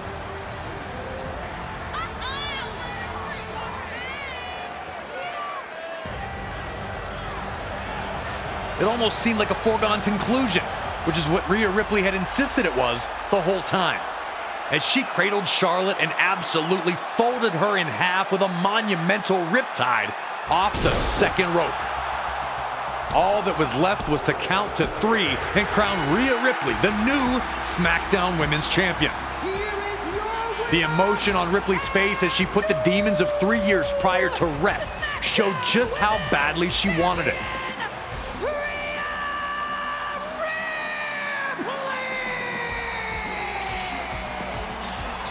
If it's not the greatest women's match at WrestleMania, it's easily in the top 3. Charlotte appeared both disappointed, yet almost excited for new challenges. Maybe she was just accepting having come up short against the better superstar and losing fair and square. Judgment Day had indeed arrived for the Queen, and now Mommy was leaving with the SmackDown Women's Gold. It's gonna be trouble. Right. The Queen did everything in her power to hold the throne, but a massive riptide off the ropes ends her reign, serving notice to all that Rhea Ripley has ascended to the highest levels of superstardom in WWE. The SmackDown women had delivered a classic, and 24 hours later on night 2, it would be time for the women of Raw to have their opportunity. With 2 of the most dominant women in WWE history looking to collide, it was now time for Raw Women's Champion, the EST of WWE, Bianca Belair, to defend against the Empress of Tomorrow, Asuka. Bianca's rise in WWE had been meteoric. After a successful run in NXT, she'd joined the main roster at WrestleMania 36, and 1 year later would capture the SmackDown Women's Championship in the Night 1 main event of WrestleMania 37. She'd lose to Becky Lynch at SummerSlam 2021, but the two would have their rematch at WrestleMania 38.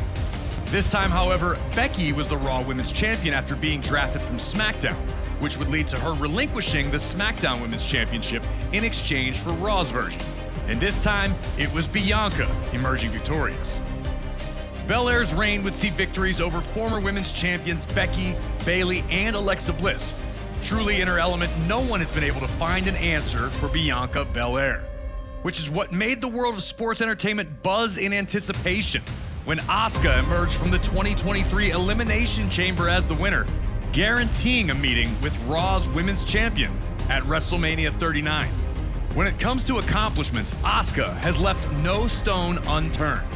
NXT Women's Champion, Women's Tag Team Champion, winner of the 2018 Women's Royal Rumble, winner of the 2020 Women's Money in the Bank, held both the Raw and SmackDown Women's Championships, and of course, her initial undefeated run of 914 days to start her WWE career. Asuka had returned at the 2023 Royal Rumble sporting a new look, seemingly dialing into something even more sinister than her punishing norms. She didn't win that night, but rebounded nicely the next month at Elimination Chamber, securing the meeting with Belair. Would Bianca's strength and athleticism be enough to survive Asuka's submission and kicks? Could Asuka find a way to stop a prime champion who seems unstoppable? Or would Asuka find herself as just the latest former champion to fall victim to Belair's KOD? These were the questions on the minds of the members of the WWE Universe. If you're going to defeat Asuka, it's going to take everything that the EST has in her arsenal. The power advantage is there, and if the KOD connects, it's lights out. But swing for the stars against Asuka and miss? Then it's the mist. You're on your own, against the wall, but we all know that even with the pressure building, you will never fall.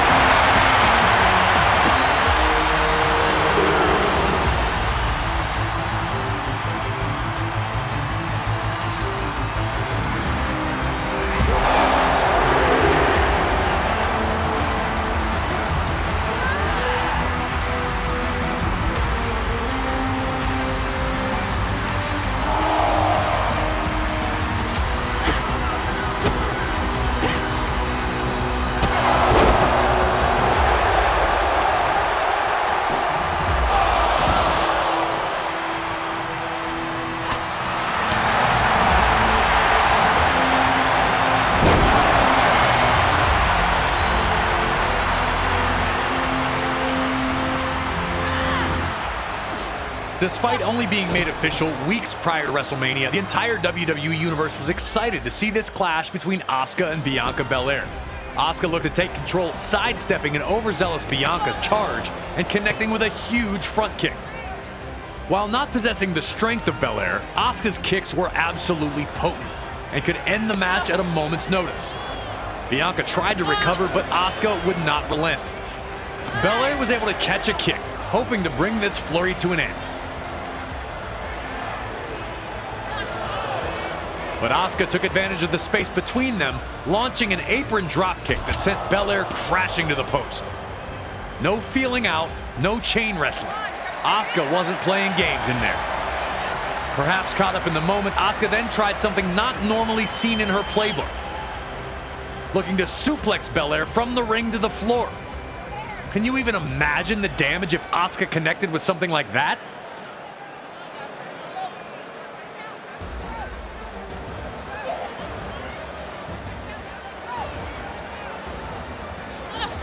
But the EST of WWE was able to block it and return the favor to Asuka by throwing her into the ring post.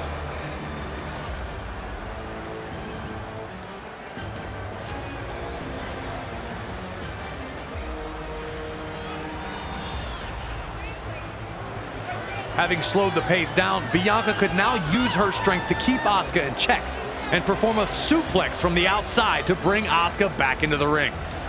Bianca Belair's power on full display, completely muscling Asuka over the top rope and crashing hard to the mat.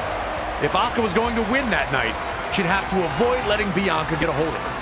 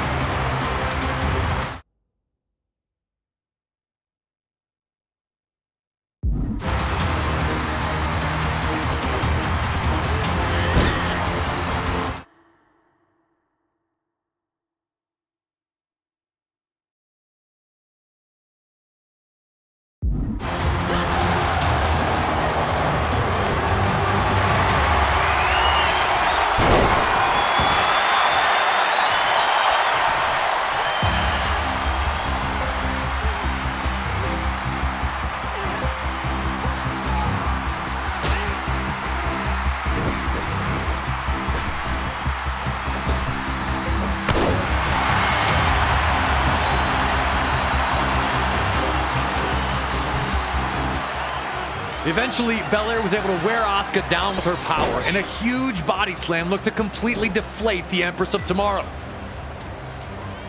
Belair definitely thought Asuka was out, slowly climbing to the top rope in preparation of her next move. But there's a chance Asuka was only pretending to be hurt, popping back to her feet to cut Belair off. Asuka looked to set up a super Hurricane Rana, but this also put her right back into close quarters with Belair, who immediately used the positioning to her advantage, lifting Asuka onto her shoulders.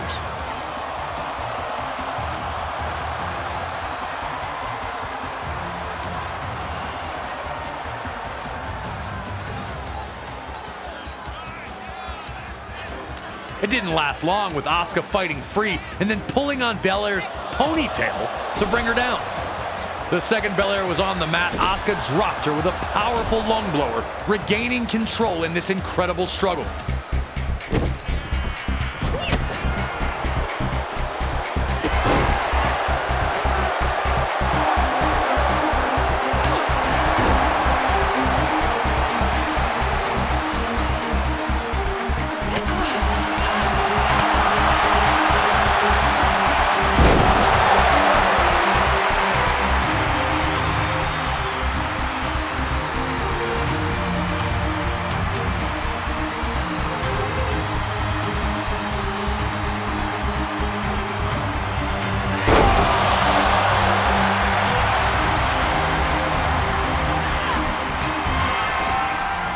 What made this match stand out was how Asuka and Belair were both so prepared for each other. Belair attempted the KOD, Asuka had grabbed the ropes to counter and pull herself free.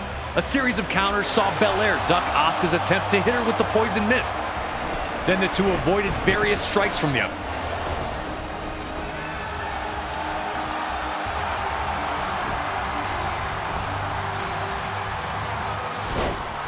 Asuka would avoid another attempt at the KOD, rolling Belair into a very tight armbar. Was this it?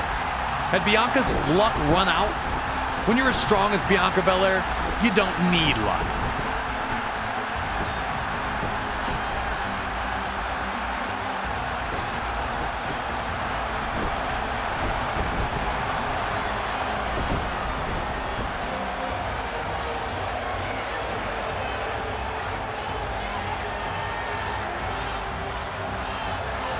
Fighting out of a situation that would have forced a tap out of nearly everyone else, Belair would power back to her feet and finally hit the KOD, putting Asuka away.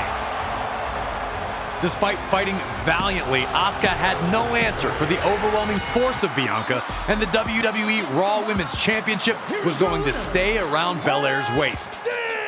Bianca used her greatest attribute, her strength, to get Asuka into the right position to finally put her away with the KOD.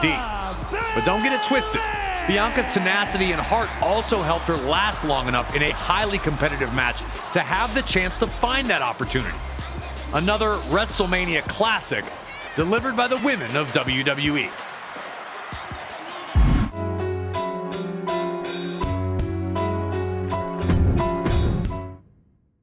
Asuka was almost perfect at WrestleMania, and it still wasn't good enough to earn the victory against Bianca Belair. The EST of WWE was able to evade Asuka's poison mist, and we all watched Belair shine when she defeated the Empress of Tomorrow with her patented KOD. For our final WrestleMania match in the Showcase of the Immortals, we go to the main event of Night 2 of WrestleMania 39, with Roman Reigns looking to extend a near 950-day reign by defending his undisputed WWE Universal Championship against Cody Rhodes. Reigns had captured the WWE Universal Championship at Payback 2020, defeating any and all challengers. He then upped the stakes at WrestleMania 38, when he defeated Brock Lesnar for the WWE Championship in another winner-takes-all matchup, thus creating the undisputed WWE Universal Championship. With the Bloodline watching his back at all times, Reigns would always find a way to escape his matches, still champion. Cody Rhodes had made his triumphant return at WrestleMania 38, appearing as Seth Rollins' mystery opponent and earning a big win. Unfortunately, an injury would take him out of action, but not before an incredibly gutsy performance in Hell in a Cell that saw him defeat Rollins again. At the 2023 Royal Rumble, Reigns would defeat Kevin Owens in a brutal matchup, while Cody Rhodes would make his return to action and win the Rumble match, setting up the WrestleMania main event. Cody had waited for years for this opportunity and swore that he would do everything to finally finish the story and capture the championship that had eluded the Rhodes family. Whoa. Hold on a second here. What's going on? Oh, hey, Cody. Don't hey Cody me, Graves. Is 2K pulling a prank on me? Really? I mean, I'm honored to be on the cover and you guys didn't include Stardust, so thanks for that. But this is really what we're doing? Cody, come on. It's literally the most recent match to ever take place at WrestleMania. And the good folks at 2K thought it was a fine way to wrap this up, and the match itself was pretty fantastic too. It was pretty fantastic, wasn't it? Fine. Look, if I learned anything from last year's 2K showcase, it's that you have to face your losses. At WrestleMania 39, I lost to Roman Reigns. But Corey, I'm telling you, and I'm telling every member of the WWE Universe who plays 2K24, and that includes Roman Reigns, that the next time we do meet, nobody is going to save him, and I'll be the one getting his hand raised. Besides, you're still on the cover. And I'm thankful for that, Corey. Cody Rhodes attempts to finish the story against Roman Reigns at WrestleMania 39. There's still another chapter in this story, I promise you. But for now, we relive the most recent chapter.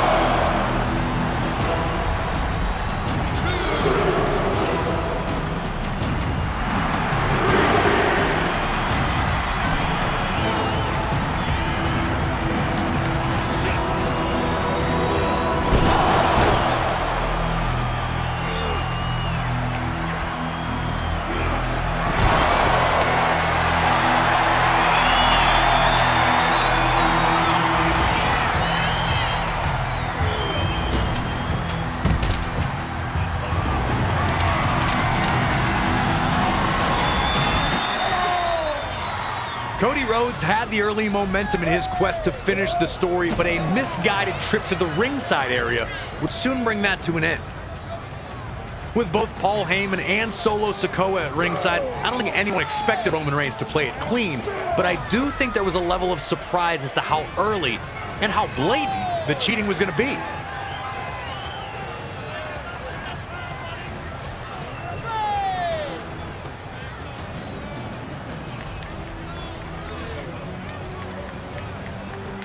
Looking to return to the ring, Cody first rolled Roman in, and this somehow gave Solo his chance to grab a chair and plant it into Cody's ribs. How does the referee not see it? Did he really think Cody just got hurt really bad just trying to get into the ring? Pay no attention to the man behind the curtain. A frustrating moment for Cody and his fans, and it's now clear that this was not going to be an honorable encounter. Roman wasted little time using his drive-by dropkick to floor Cody. Reigns was primed to get back on the attack after the interference of Solo, looking to smash Cody Rhodes in front of the massive crowd.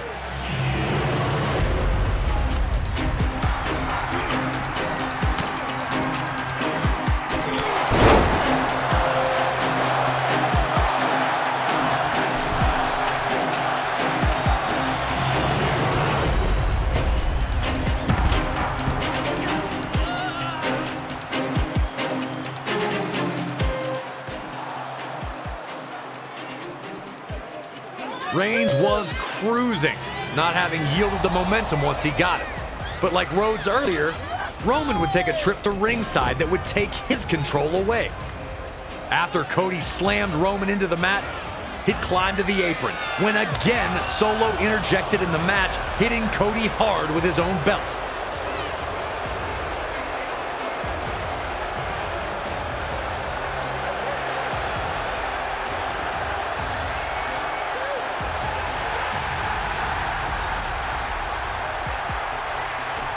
This time, though, the misdeed was too obvious, leaving the WWE official no choice but to finally eject Solo from the match.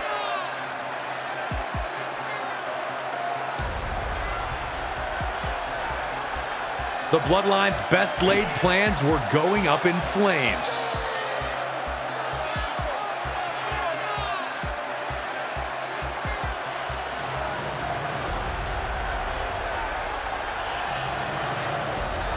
Roman couldn't count on his enforcer doing the heavy lifting now. Desperate, Roman grabbed Cody's belt, looking to be disqualified perhaps.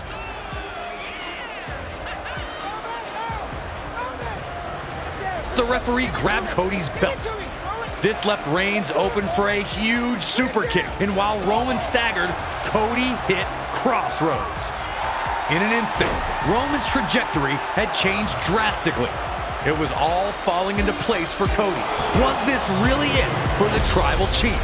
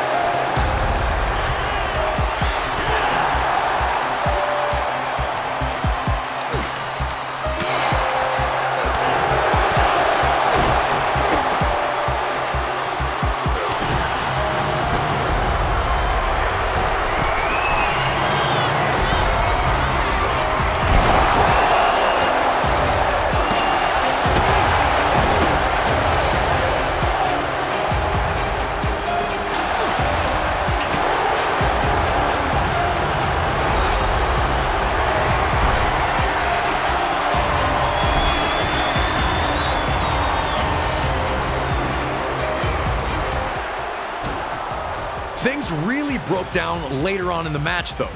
Cody would go for a big boot and unintentionally take the referee out. Roman hit a Superman punch, but it sent Cody into the ropes, and he answered with a hard clothesline, flooring both men. Sitting there, we're left wondering, now what do you do? Both men are motionless. There's no official, and you know that Roman Reigns will happily employ any tactic to steal the win.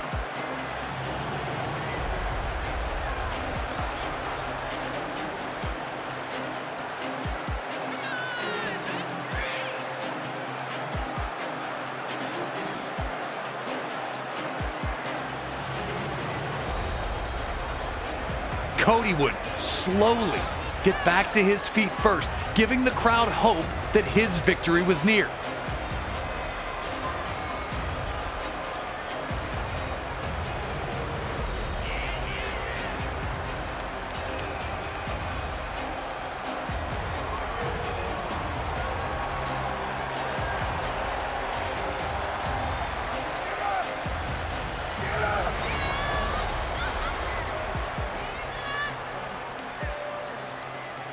Setting up for another crossroads. Cody was unable to see the Usos, who entered the ring and nailed a perfect tandem super kick.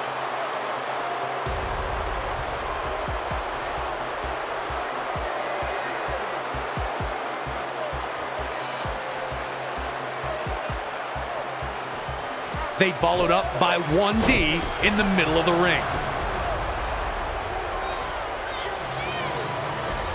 But as they dragged Roman over Cody, a huge cheer erupted from the crowd. Were they big Roman fans all of a sudden? Quite the contrary. It would be Sami Zayn and Kevin Owens, who had defeated the Usos the night before for the undisputed WWE Tag Team Championships, arriving on the scene to even the score. Now it was time for KO and Sami to get a measure of revenge on Roman. A stunner from Owens. A haluva kick by Zayn. Satisfied, the tag champs would turn their attention back to the Usos as the four would brawl back through the crowd away from the ring area.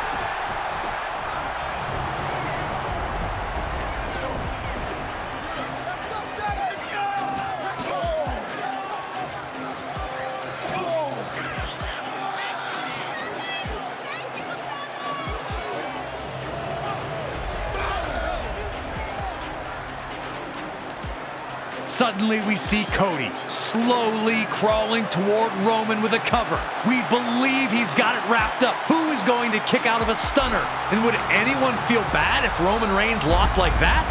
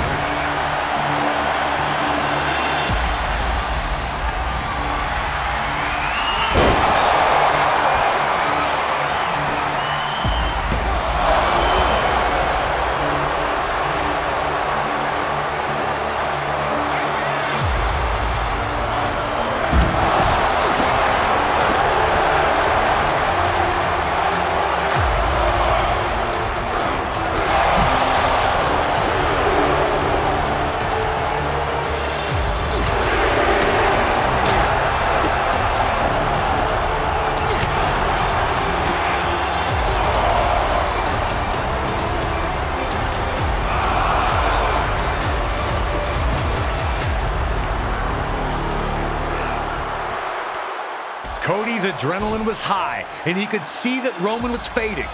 Without anyone to help him, Cody would have to do this alone. One crossroads connected, but Cody wasn't done. He was going to make sure this ended the match. A second crossroads hit, but now Paul Heyman jumped onto the apron, hoping to distract the referee long enough to prevent any type of count that would crown Cody the new champion. But then, Solo Sikoa would appear and use his Samoan spike to obliterate Cody. You had to feel for Cody. All the work he'd put in to get back to this spot, and now the bloodline appeared, poised to make it all for nothing.